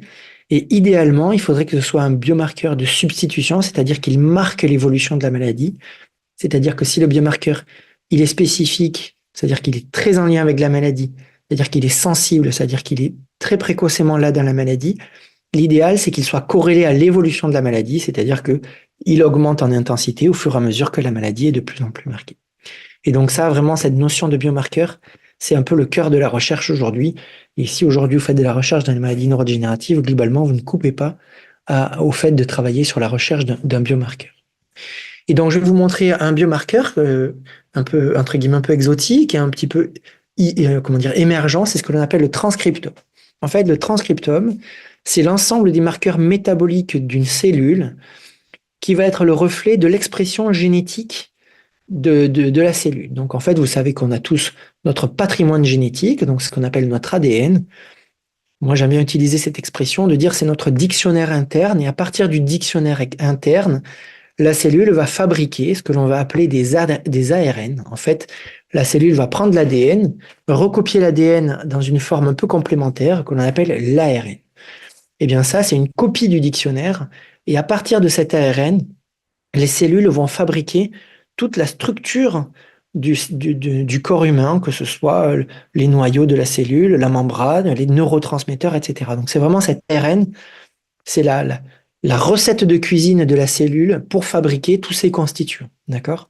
Et donc en fait, ce qui est intéressant, c'est que cet ARN, c'est un peu le reflet métabolique du fonctionnement métabolique de la cellule. Et il y a des recherches qui travaillent sur est-ce qu'on pourrait différencier les maladies neurodégénératives à partir de l'analyse de ce transcriptome, c'est-à-dire de cet ensemble d'ARN exprimé par les cellules. Et donc, je vous montre cette étude-là qui était intéressante, où ils ont pris des cerveaux de patients qui avaient donné leur cerveau pour la recherche et pour la science. Et donc, ils ont prélevé un petit morceau du cerveau dans une région très particulière, là, ce qu'on appelle le cingulaire antérieur, au niveau du cerveau frontal. Ils l'ont traité, manipulé, et en fait, ils ont été chercher dans cette expression de ce transcriptome des différences entre les différentes maladies. Donc, ce que l'on appelle PD, c'est la Parkinson's disease, donc c'est la maladie de Parkinson sans trouble cognitif.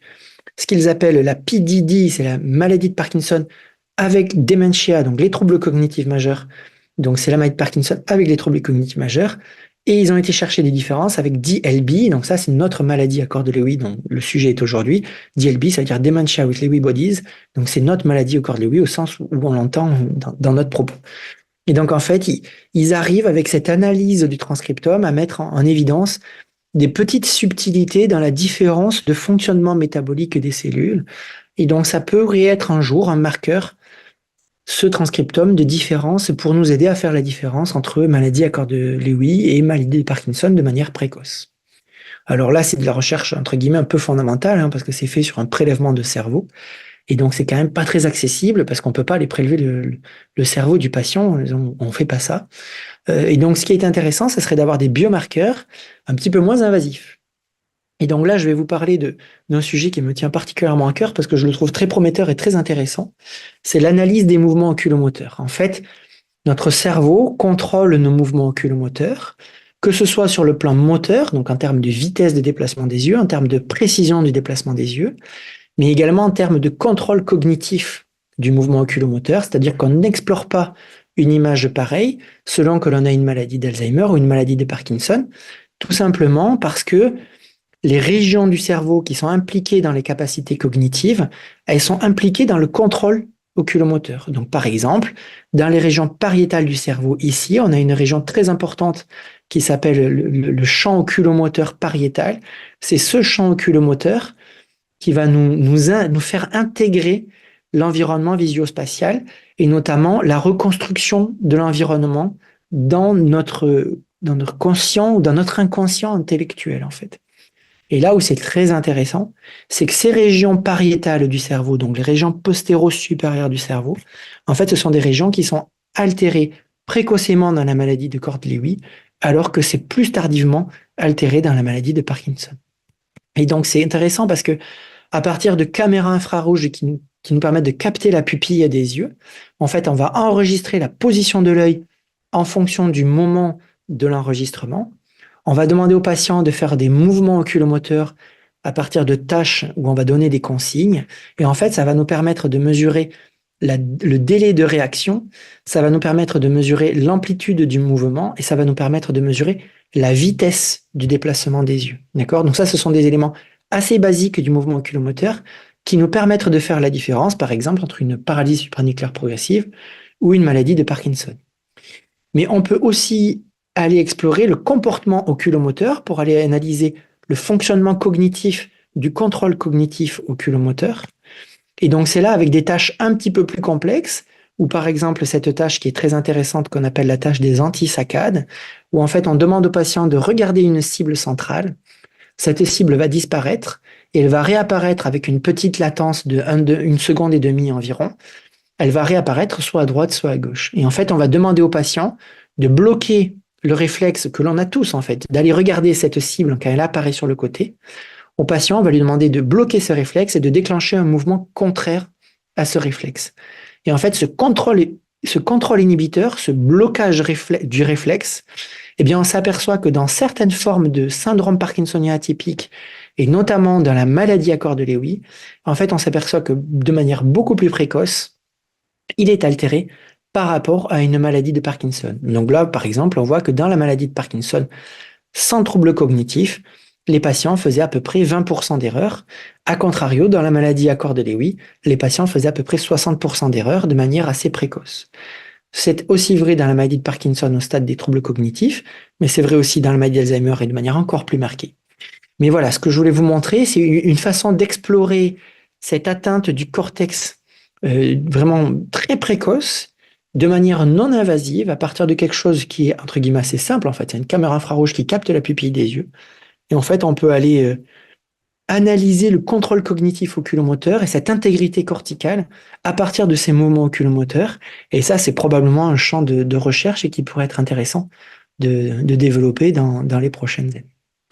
Voilà, j'ai beaucoup parlé, je m'arrête un petit peu parce que si je m'arrête pas, je vous parlerai de tout ça pendant des heures. Ça fait à peu près 1 heure et demie, je vois sur le chrono que je vous parle de tout ça. Et je suis tout à fait disposé à tout échange et questions sur tout ce dont je viens de vous parler. Premier commentaire, il y a donc bien des corps de Lewy dans les deux maladies. Oui, il y a des corps de Lewy dans les deux maladies. Ces corps de Lewy sont de manière isolée très similaires. Probablement, c'est dans le mécanisme de construction du corps de Lewy qu'il y a une différence dans les maladies. Et surtout, c'est la propagation dans le cerveau de ces corps de Lewy qui va être différente dans les deux maladies. En fait, dans la maladie de Parkinson, probablement que cette propagation, elle se fait de manière beaucoup plus de proche en proche, donc en commençant au niveau du bulbe olfactif ou du système nerveux digestif, voilà, remonter dans les parties profondes du cerveau, et puis après se propager progressivement. Donc ça, c'est le parcours classiquement. Aujourd'hui, c'est l'hypothèse principale dans la maladie de Parkinson, alors que les corps de Lewy vont apparaître de manière plus diffuse dans la maladie de Lewy, au niveau du cortex notamment.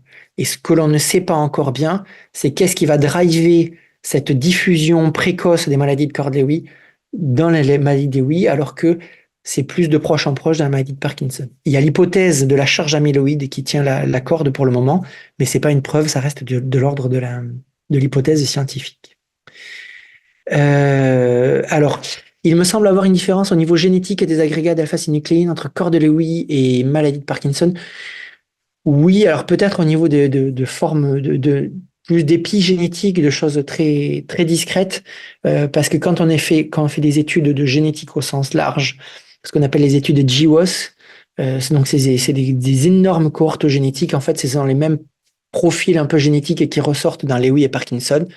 Ce sont les gènes de l'alpha-synucléine, ce sont les gènes qu'on appelle le gène GBA de la maladie de Gaucher.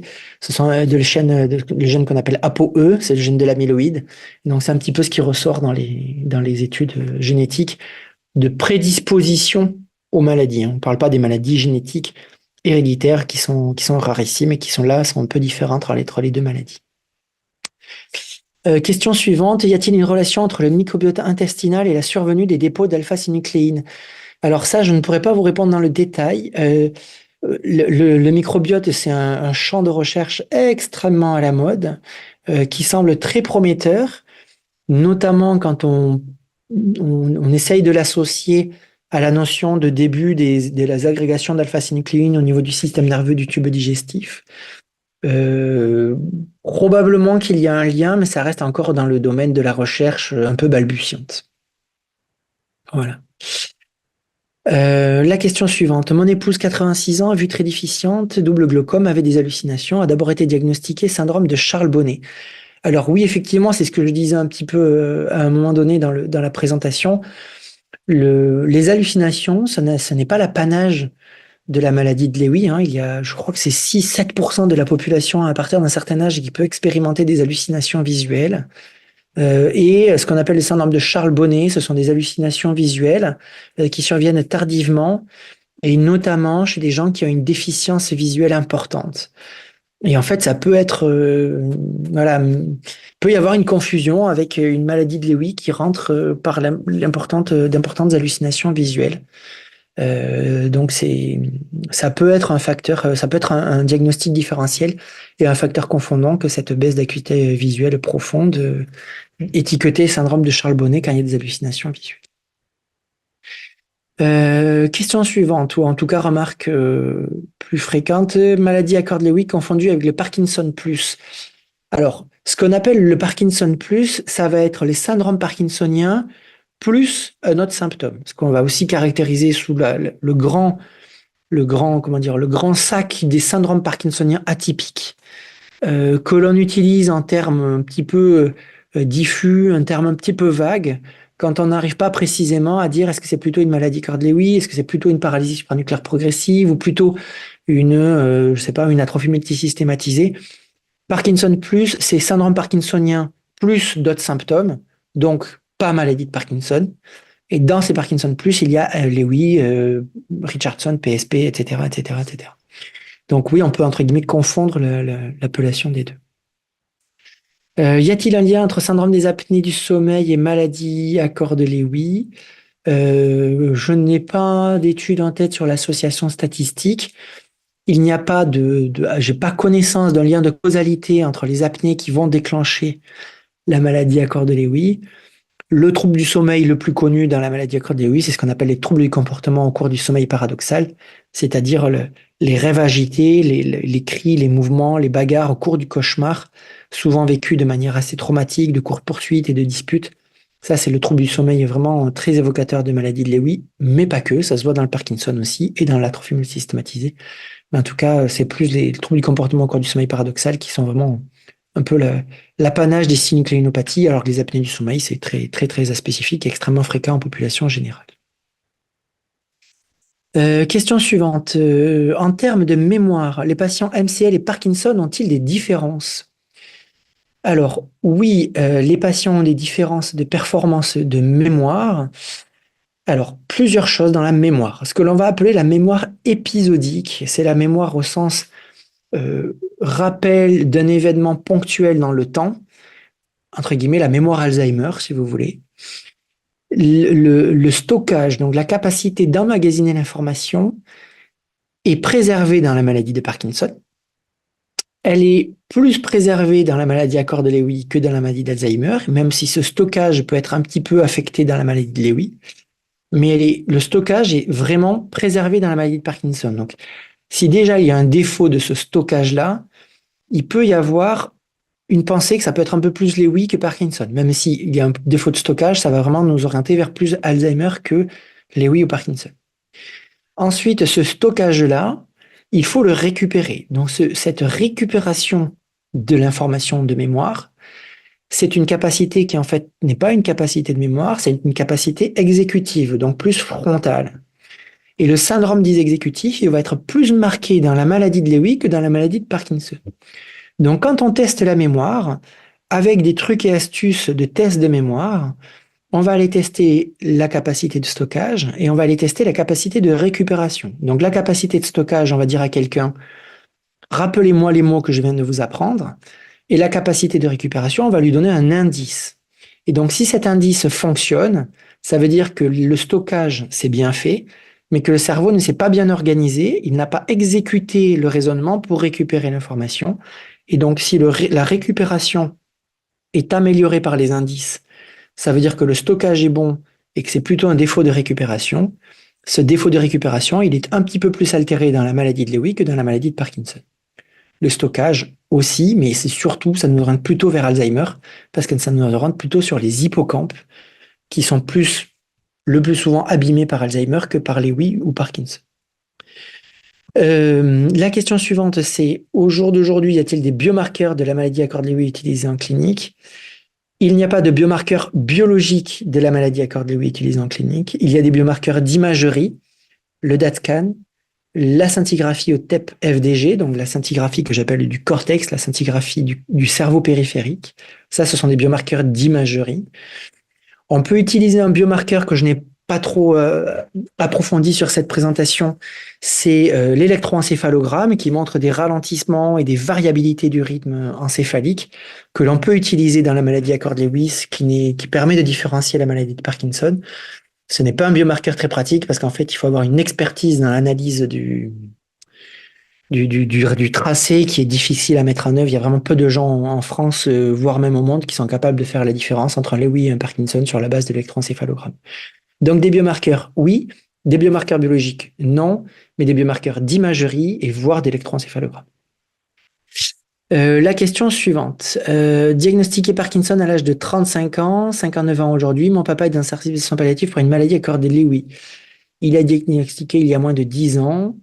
D'accord, là j'ai pas de questions. Y a-t-il un lien génétique et héréditaire? Ah oui, il y a une question qui s'est intercalée. Donc, Madame Armand pose la question. Donc, entre un Parkinson chez elle et un Lewy chez le papa, est-ce qu'il peut y avoir un lien génétique et héréditaire? La réponse est c'est possible. C'est particulièrement rare, mais c'est possible.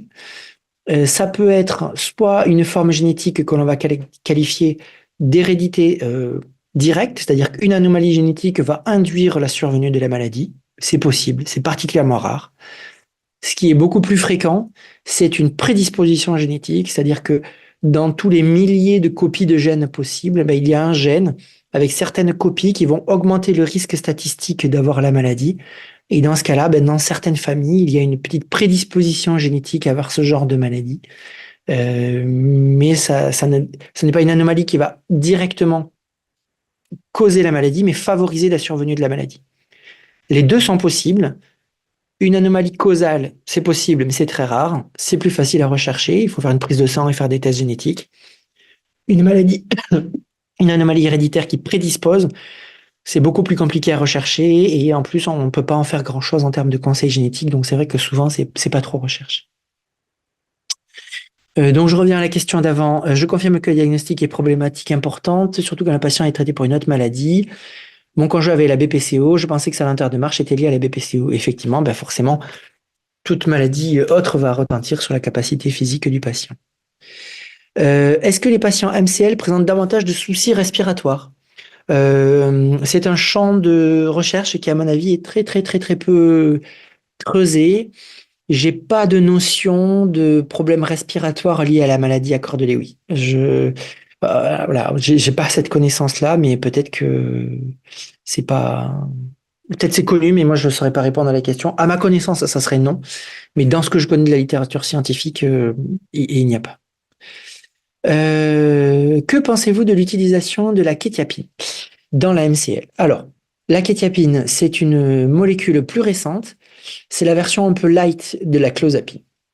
L'intérêt de la quétiapine sur le plan théorique, c'est que ça n'a pas la toxicité hématologique de la clozapine, parce qu'en fait, la clozapine, sur le plan théorique, il y a 1% de risque de baisse de globules blancs par un phénomène allergique. Et donc, cette clozapine nécessite une prise de sang hebdomadaire pendant 18 semaines, puis mensuelle tout au long du traitement. Ce qui peut être un petit peu fastidieux. Et donc, a été développée cette quétiapine, qui est une forme un peu plus light que la clozapine. Cette quétiapine n'a pas le besoin de la surveillance de la prise de sang de manière aussi drastique. Elle n'est pas dénuée d'effets hématotoxiques. Elle peut faire baisser les globules blancs, les plaquettes et les globules rouges. Donc, il faut quand même faire attention avec cette molécule-là. Et j'en n'en suis pas très fan. J'en suis pas très fan pour deux grandes raisons. La première, c'est que autant la clozapine a prouvé dans des études bien menées son efficacité, autant la quétiapine, il n'y a aucune étude qui a prouvé son efficacité, que ce soit sur les hallucinations, que ce soit sur les symptômes psychotiques. Il n'y a aucune étude, aucun essai thérapeutique, aucune méta-analyse, donc des études qui regroupent les essais thérapeutiques. Il n'y a, à ma connaissance, il n'y a jamais eu de signal positif du bénéfice de la quétiapine sur ces symptômes d'hallucination ou des symptômes psychotiques, que ce soit dans la maladie de Parkinson, au stade des troubles cognitifs ou dans la maladie à cœur de Lewy. Donc, sur cette base scientifique, moi, j'avoue que je ne m'en sers jamais dans l'indication des hallucinations ou des symptômes psychotiques. Je m'en sers de la quétiapine à toute petite dose quand l'idée, c'est d'avoir un effet antidépresseur, parce qu'en fait, la quétiapine, à petite dose, elle va surtout avoir un effet, ce que l'on appelle sérotoninergique, qui va avoir un effet antidépresseur, alors qu'il va falloir monter la dose à 500, 600, 700 mg pour commencer à avoir un effet neuroleptique, c'est-à-dire anti-hallucination. Et en fait, 500, 600 mg, ce ne sont pas des doses de quétiapine qui sont tolérables par un patient qui a une maladie cœur de Lewy. Il va dormir 23 heures sur 24 si vous mettez 600 mg de quétiapine. Donc, la quétiapine, moi, je m'en sers quasiment jamais dans la maladie à cœur de Lewy. Je préfère utiliser une petite dose de clozapine bien efficace, rapide et souvent très bien tolérée, que de la quétiapine qui va pas avoir un bénéfice dans la pratique que j'ai pu avoir. C'était un bénéfice très modeste. Et puis surtout, ça c'est basé sur aucune preuve scientifique. Donc c'est vrai que je m'en sers quasiment pas. J'avoue que je fais ça aussi parce que je suis médecin hospitalier et que la clozapine est une restriction de prescription hospitalière. Et donc, on ne peut pas la prescrire en tant que neurologue libéral ou gériatre libéral. Et donc, c'est sûr que c'est un petit peu embêtant. C'est un petit peu restreignant. Bon, on espère que ça va changer pour 2025 parce qu'il y a un groupe de travail à l'Agence du médicament qui travaille sur cette libéralisation de la prescription de la clozapine qui n'a plus lieu d'être aujourd'hui, hein. Les risques hématologiques qui sont vraiment mineurs et puis bien surveillés, ça pose vraiment aucun problème. Azilect versus Levodopa chez MCL versus Parkinson. Alors, Levodopa chez tous les Parkinson pour moi, Azilect chez beaucoup de Parkinson si on veut, parce que ça peut avoir un petit bénéfice moteur, donc pourquoi pas. Levodopa chez maladie de Lewy, oui, assez facilement, assez fréquemment, mais pas forcément chez tout le monde, et à plus petite dose. Par contre, pas d'Azilect dans la maladie de Lewy, parce que ça peut favoriser les hallucinations. Courbe de motricité versus Lewy versus Parkinson. Alors, je ne sais pas ce que l'on veut dire par là. Peut-être, est-ce que la maladie va plus vite sur le plan moteur dans le Lewy que dans le Parkinson? Alors, si je l'interprète comme ça, euh, effectivement, les troubles moteurs vont peut-être être plus handicapants dans la maladie de Lewy que dans la maladie de Parkinson de manière un peu plus précoce, notamment de par la résistance à la levodopa, alors que les traitements vont être plus efficaces dans le Parkinson que dans le Lewy sur le plan moteur. Voilà. Question suivante. Est-il licite d'associer Modopar et clozapine si trouble moteur et au lieu d'action des psychotropes? Oui, il est licite d'associer les deux parce que la clozapine va avoir un effet antidopaminergique, mais essentiellement au niveau cortical, donc couper les hallucinations. Elle ne va pas avoir trop d'effet antidopaminergique au niveau des noyaux profonds, donc elle ne va pas trop bloquer l'effet de la levodopa, alors que la levodopa va pouvoir, chez certains patients, atténuer un peu les symptômes parkinsoniens. Donc, il est licite d'associer Modopar et clozapine s'il y a des troubles moteurs et des hallucinations. J'ai personnellement tendance à commencer par la clozapine pour couper les hallucinations, parce que quand on met le Modopar, on peut les favoriser, ces hallucinations. Donc, j'ai plutôt tendance à couper les hallucinations, faire revenir la situation un petit peu au calme.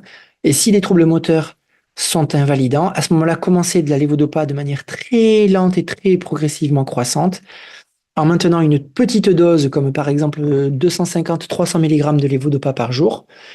Donc ça veut dire maximum Modopar 125 matin, midi et soir. Et parfois même ce que l'on fait assez facilement, c'est Modopar 125 matin et midi et Modopar 62,5 le soir. Parce qu'en fait, les hallucinations ont plutôt tendance à apparaître en soirée quand la pénombre apparaît. Et donc, on met une plus petite dose de levodopa le soir pour atténuer cette pression dopaminergique du soir qui peut accentuer les hallucinations visuelles. Donc oui, c'est licite d'associer les deux. Moi, j'ai une petite préférence pour commencer par la clozapine et puis après introduire le Modopar de manière très progressive. Espérance de vie chez MCL versus Parkinson. Alors ça, c'est un sujet qui est délicat parce que c'est des moyennes. Donc l'espérance de vie, souvent on parle en termes de moyenne. Par définition, si on prend une moyenne, ça veut dire qu'on écrase toute l'hétérogénéité de la diversité des patients. On va écraser tout le monde sur un chiffre moyen. Et donc ça veut dire qu'en termes d'espérance de vie, ben, quand on parle à un patient, c'est quand même délicat de lui parler d'espérance de vie moyenne, alors qu'il y a toute une variabilité de l'espérance de vie dans le cadre de la maladie, qui peut être liée à la maladie, mais aussi à plein d'autres choses. Donc forcément, si vous commencez une maladie de Lewy ou une maladie de Parkinson à 75 ans, ben, l'espérance de vie ne sera pas pareille que si vous la commencez à 60 ans, parce que ben, l'espérance de vie générale avec toutes les autres copathologies infectieuses, cardiaques, cancéreuses ne sont pas les mêmes, et donc l'espérance de vie va forcément être plus réduite. Mais si on prend la maladie à proprement parler, stricto sensu, si on annule tous les effets d'âge et tous les effets des autres pathologies, la maladie de Lewy a tendance à évoluer un petit peu plus rapidement que la maladie de Parkinson, avec notamment une survenue des troubles de la déglutition qui sont plus précoces, et donc une altération de l'apport énergétique qui peut être plus précoce dans la maladie de Lewy, ça c'est vrai. Donc la maladie de Lewy va évoluer un petit peu plus vite, à cause de la résistance des traitements, à cause des survenues de troubles de la déglutition qui seront précoces.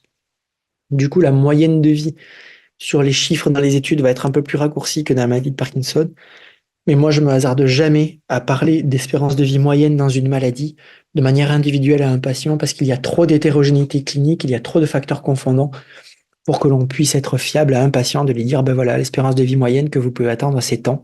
Puis en plus, je trouve que c'est pas trop éthique d'appliquer une moyenne de groupe à un sujet donné. Donc voilà, c'est vrai que c'est une maladie plus embêtante, plus handicapante, qui évolue biologiquement plus rapidement, mais j'utilise pas de chiffres moyens à appliquer à une seule et même personne. Comment adapter un EHPAD, l'intervention kiné et surtout orthophonie? Ah, ça, c'est une très bonne question sur la pratique quotidienne. Je n'ai pas de trucs spécifiques à évoquer. En plus, je travaille beaucoup au CHU, donc j'ai pas non plus l'expérience du travail en EHPAD, etc. Je crois que ce qui est vraiment très important pour les patients à l'EWI en termes de kiné comme d'orthophonie, c'est l'adaptabilité de la séance au moment. C'est-à-dire que si jamais, à l'instant T, le patient est dans un moment de fluctuation où il est hypovigilant, dans un moment moins bien de la maladie de Lewy, ben, je pense qu'il faut arriver à trouver, même si c'est facile à dire sur mon siège, la flexibilité d'organisation pour que le patient, on puisse, entre guillemets, un peu alléger ou zapper cette séance-là et puis être un petit peu plus intensif sur une autre séance à un moment donné où il sera un petit peu plus disponible. Alors, peut-être, par exemple, prévoir des séances plus courtes mais plus fréquentes. Donc, comme ça, on augmente un peu notre probabilité d'avoir un moment bien un peu plus souvent. Ou alors, peut-être prévoir une séance avec deux, trois patients. Et comme ça permet le patient qui, à un moment donné, est un peu moins bien, ben là, on lui fait faire une petite séance un petit peu plus légère de relaxation, un petit peu d'étirement, un peu de relaxation. Et puis sur la séance d'après, ou avec les autres patients, on peut travailler un peu plus intensivement. Et puis à côté de ça, à la séance d'après, on intervertit, etc. Donc c'est vrai que ça, c'est un sujet qui est, je pense, difficile à mettre en œuvre en EHPAD. J'ai pas de choses particulières, mais le mot flexibilité et adaptabilité des séances, c'est un petit peu le maître mot, même si je suis très conscient que c'est très facile à dire et plus difficile à faire dans la vie quotidienne. La question suivante, quelle posologie maximum de clozapine prescrivez-vous? Alors, mon maximum de l'autorisation de mise sur le marché dans le Parkinson, la clozapine, c'est 100 mg. Ça m'arrive très rarement d'arriver à 100 mg. Je pense que sur les grosses doses, je suis à 50 ou 75 mg. Dans tous les cas, moi, je commence au maximum à un demi-comprimé, donc à 12,5. Bien souvent même, je commence à un quart de comprimé, c'est-à-dire 7,25. Donc à toute petite dose. Et la majorité des patients sont équilibrés avec 12,5, 25 mg. Allez, 25 mg, je dirais que c'est le chiffre moyen. Et puis parfois 37,5. Mais rarement 75 mg de clozapine. Vraiment, quand on doit vraiment beaucoup monter les doses comme ça de clozapine, je crois qu'il faut vraiment insister sur la recherche de tous les facteurs favorisant des hallucinations et de la confusion. Constipation, fécalome, infection, déshydratation, iatrogénie d'un autre médicament, parce que quand même, globalement, une maladie de Lewy, avec 25-50 mg de clozapine, on arrive à contrôler la majorité des symptômes d'hallucination ou d'éléments un peu de persécution. Et si vraiment il faut monter dans des grosses doses comme ça, c'est que peut-être on ne contrôle pas les facteurs favorisants à côté, que sont tous les facteurs confusogènes que je viens de citer. Donc voilà, en moyenne, je dirais 25 mg, maximum 50-75. Et quand on arrive à 50-75, il faut vraiment, vraiment s'acharner à chercher des facteurs favorisants autres. La question suivante. Mon mari a des angoisses qui lui sont très pénibles. Il prend Venlafaxine 75 le matin, mélatonine le soir, rivastigmine, mais qui ne calme pas les angoisses. Que peut proposer le neurologue? Alors, plein de choses. L'anxiété, c'est vraiment un symptôme très aspécifique, mais très prégnant, très invalidant. La première chose à faire, c'est à chercher la cause de l'anxiété. Est-ce que c'est une anxiété qui est liée à de la déprime?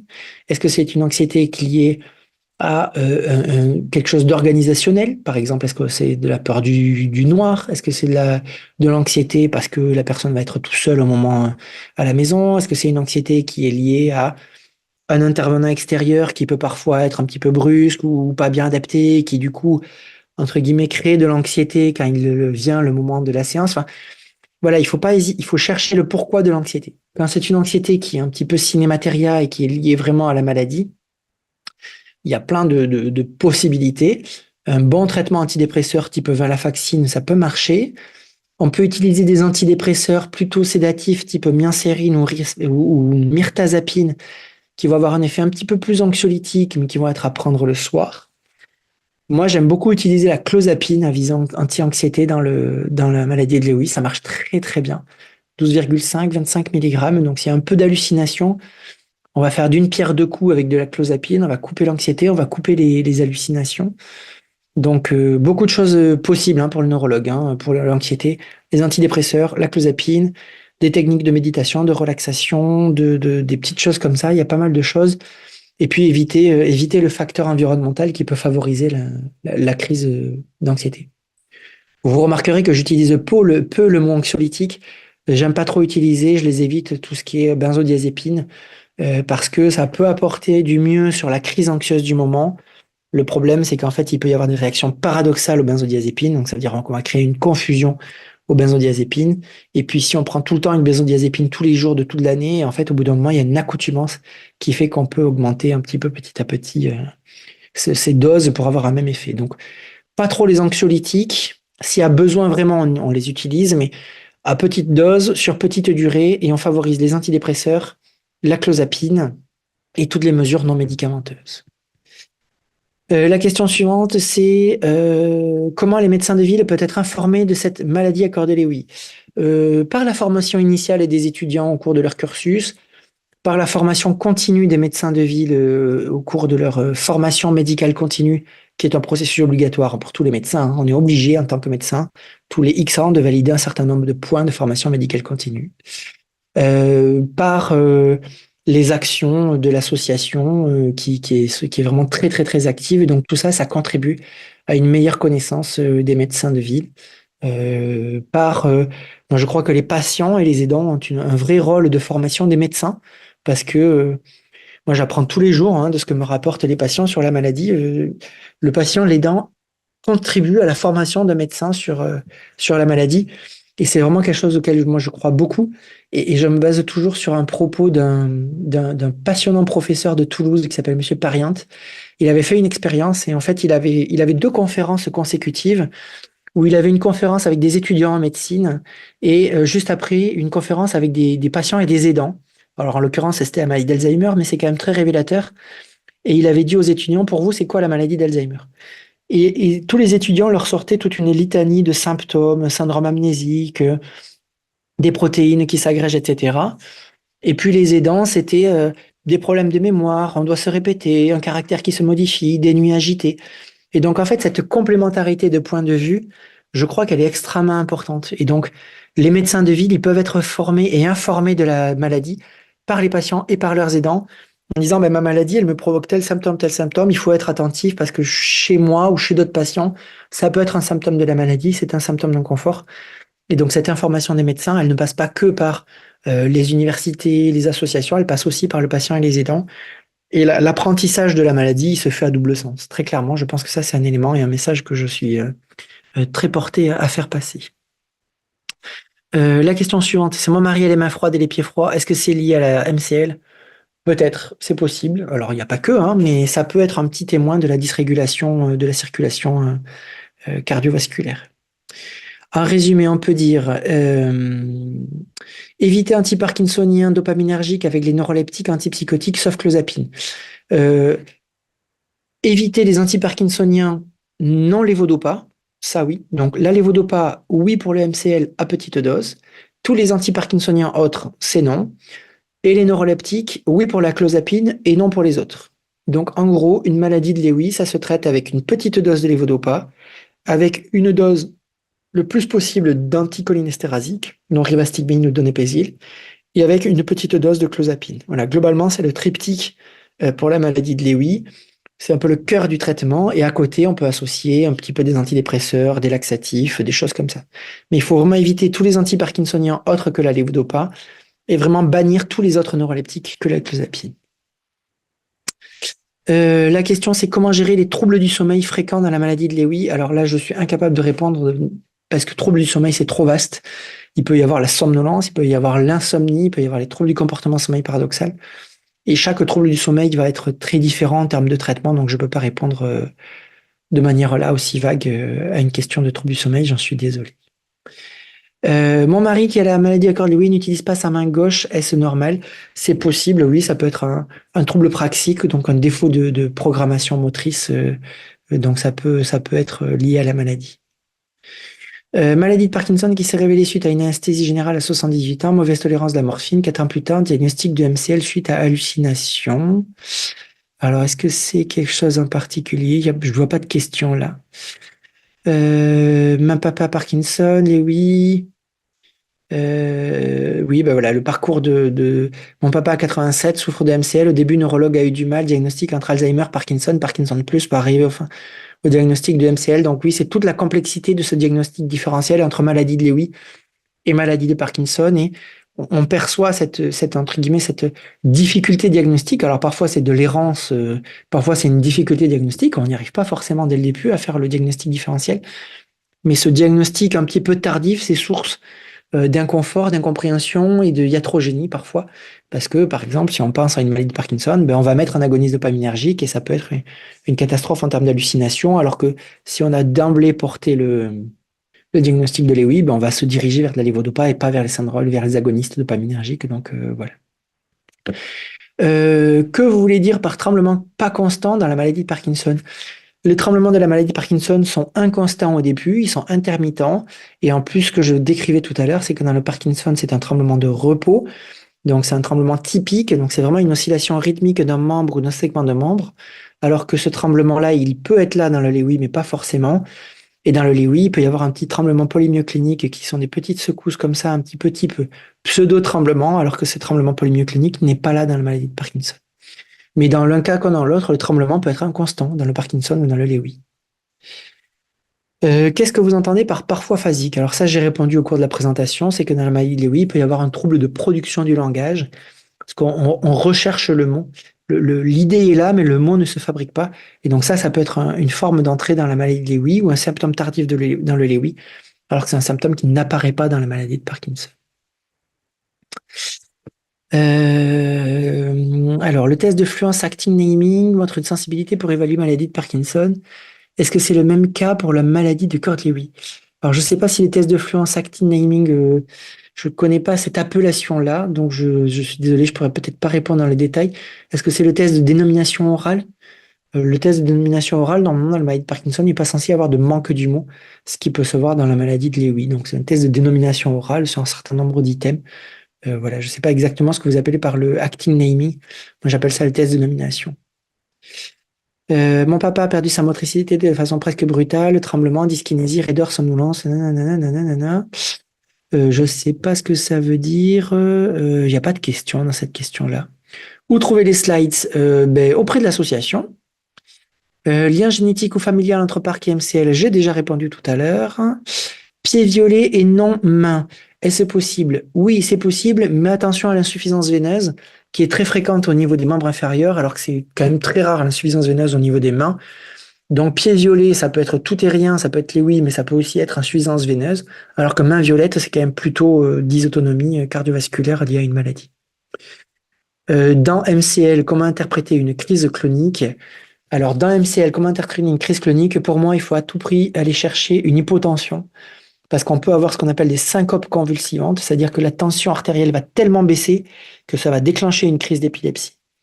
A contrario, la MCL est une maladie très peu épileptogène, donc vraiment des vraies crises d'épilepsie avec les grandes crises tonico-cloniques généralisées, c'est quand même très rare dans ces maladies-là. Il peut y avoir des myoclonies, donc c'est des espèces de secousses comme ça, qui peuvent se voir beaucoup plus dans la MCL que dans la maladie de Parkinson. J'en ai pas parlé parce que c'est un peu plus difficile à faire la différence sémiologiquement, mais des secousses cloniques comme ça, plutôt MCL, mais des secousses cloniques comme ça, une crise clonique, je pense que dans 99 cas sur 100, c'est pas une crise d'épilepsie, mais c'est plutôt une hypotension orthostatique profonde qui va déclencher ce qu'on appelle une syncope convulsivante. Donc, c'est-à-dire que c'est une crise convulsive secondaire à l'hypotension et à la baisse de perfusion cérébrale. Voilà.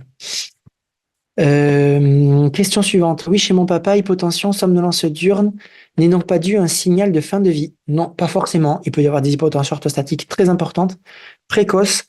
Évidemment, s'il y a une baisse de tension, le cerveau est moins perfusé, ça peut être une somnolence diurne qui va exprimer cette baisse de perfusion cérébrale. mais c'est pas forcément lié à un signal de fin de vie, même si effectivement en fin de vie il y a plus de somnolence. Donc je me hasarderai pas à évoquer une fin de vie sur une somnolence, et notamment sur Internet. La question suivante, mon mari a seulement 70 ans, il a MCL depuis 8-9 ans. Effectivement, oui, c'est une maladie qui est un petit peu plus tardive que la maladie de Parkinson, mais qui peut survenir plus précocement. Je l'ai évoqué, hein, ça peut commencer dès 50 ans, la maladie de Lewy. Il y a des cas de Lewy très précoces à 50-55 ans, donc c'est possible. Euh, j'ai 54 ans et je suis diagnostiqué seulement maintenant Lewy, donc atteinte à 40 ans très jeune, et mon père a Lewy 80 ans. Voilà, je peux pas me permettre de faire des diagnostics ou des discussions diagnostiques sur les chats. Les miens violettes, je pensais que ça prenait ces médicaments BPCO. C'est possible.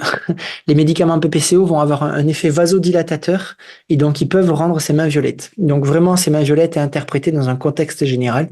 Il peut y avoir des médicaments qui le donnent, mais s'il n'y a pas ces médicaments-là, dans un contexte descendant parkinsonien, ça évoque une dysautonomie cardiovasculaire.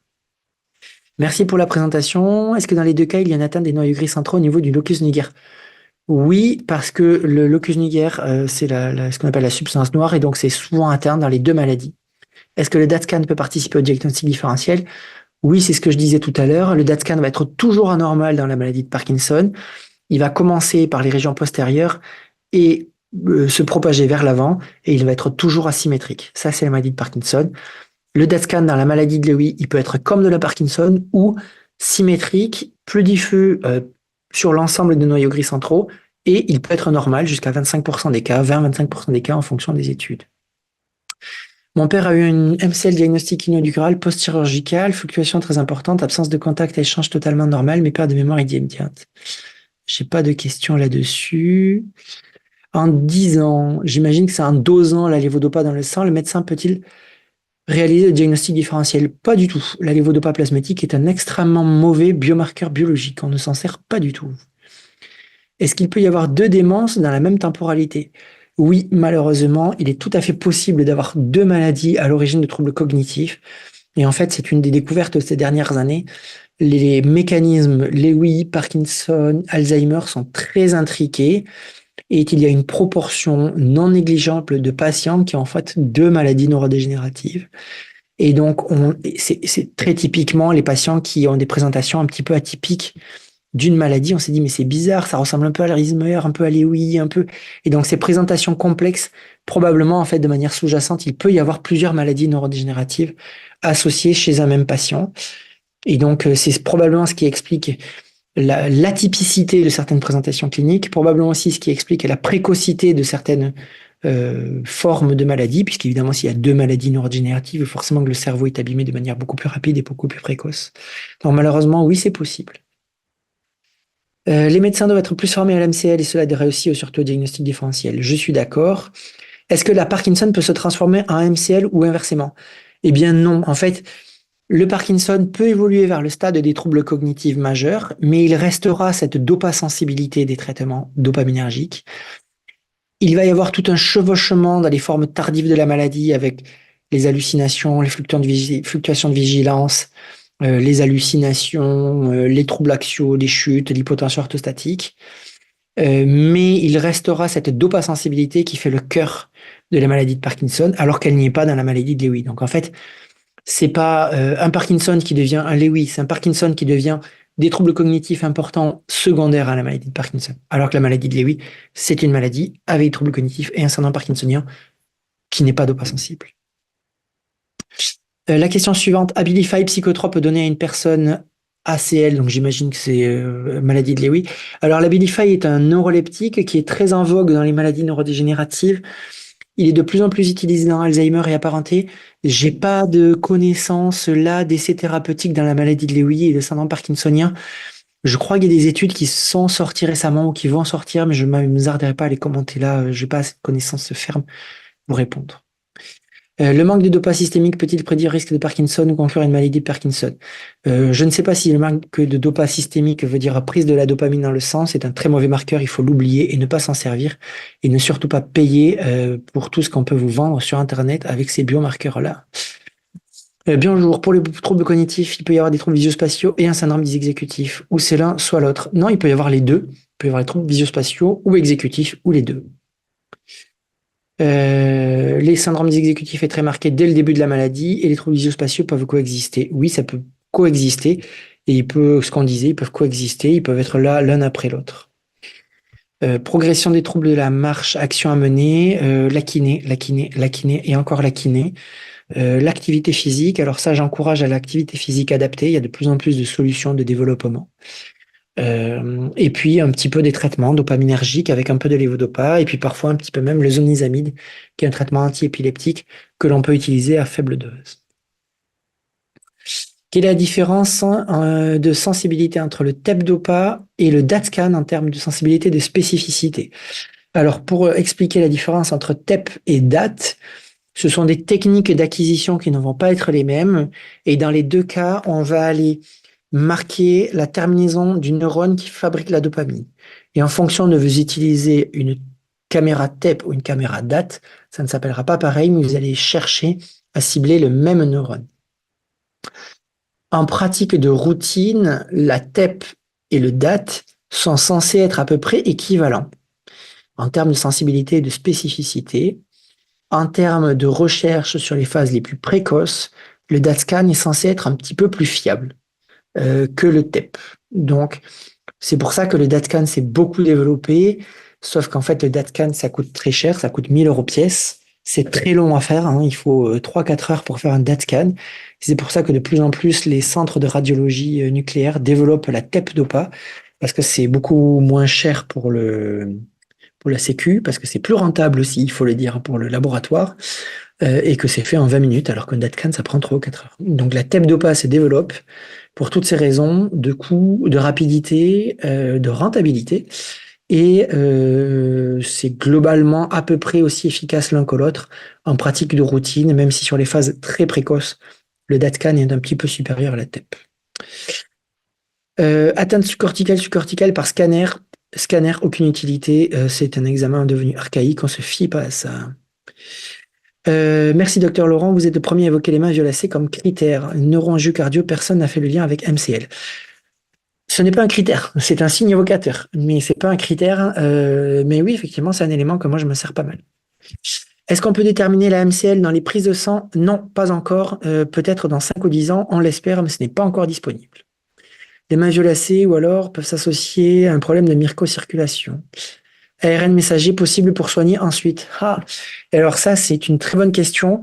Peut-être un jour, si on fait de la science-fiction, on aura un vaccin ARN, par exemple, qui va aller apporter un redressement de la mauvaise production de l'ARN et de l'expression des ARN qui vont induire la fabrication des cordéoïdes.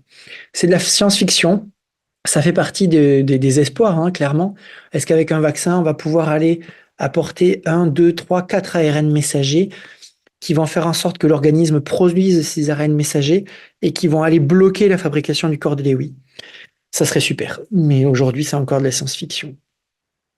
Y a-t-il un lien entre glaucome et MCL? Je ne sais pas répondre. La question, ce blocage réflexe ne reste-t-il pas difficile à demander à des patients MPCL, hein? C'est qui pourrait créer un biais d'interprétation. Eh bien non, parce que ce blocage réflexe, donc je pense qu'il est fait allusion au test oculomoteur que je décrivais. Eh bien non, parce que cette difficulté du blocage, c'est justement ce qui permettrait de différencier Lewy et Parkinson, puisque dans Lewy, il y a une atteinte du cortex frontal qui est responsable de ce blocage. Cette atteinte-là, elle est plus précoce que dans la maladie de Parkinson. Donc justement, à partir de ce type de comportement oculomoteur, on pourrait faire un diagnostic plus précoce et différentiel de meilleure qualité avec l'analyse des mouvements oculomoteurs. Voilà. Il reste 2 petites questions, même si je suis très bavard. Mon beau-père est décédé de la MCL, 2 de ses cousins germains sont atteints, mari, belle-sœur et autres cousins. Peut-on parler d'hérédité? La jeune génération entre 35 et 48 ans sont inquiets. Alors, on peut au moins parler d'une prédisposition héréditaire si l'on ne peut pas parler d'hérédité. C'est légitime d'aller faire des tests génétiques dans cette famille si c'est attendu par les membres de la famille.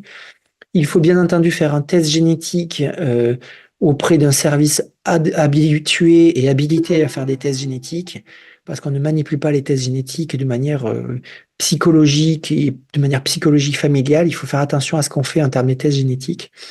Mais on peut prélever chez un patient un test génétique pour aller explorer cette agrégation familiale de cas de maladie. Donc ça, c'est tout à fait possible. Excusez-moi, il faut juste se rapprocher d'un service un petit peu compétent en la matière. Et dernier point, est-ce que le glaucome peut faire partie d'un symptôme de la MCL? Non, pas à ma connaissance. Par contre, attention, le bencérazide peut augmenter la pression intraoculaire. Donc le bencérazide, c'est un composé du modopar qui peut augmenter la pression intraoculaire. Et donc quand on donne de la lévodopa sous forme de modopar chez un patient qui a un glaucome, il faut faire attention à cette pression intraoculaire qui peut augmenter à cause du modopar. Mais c'est pas le lien MCL glaucome à proprement parler, quoi.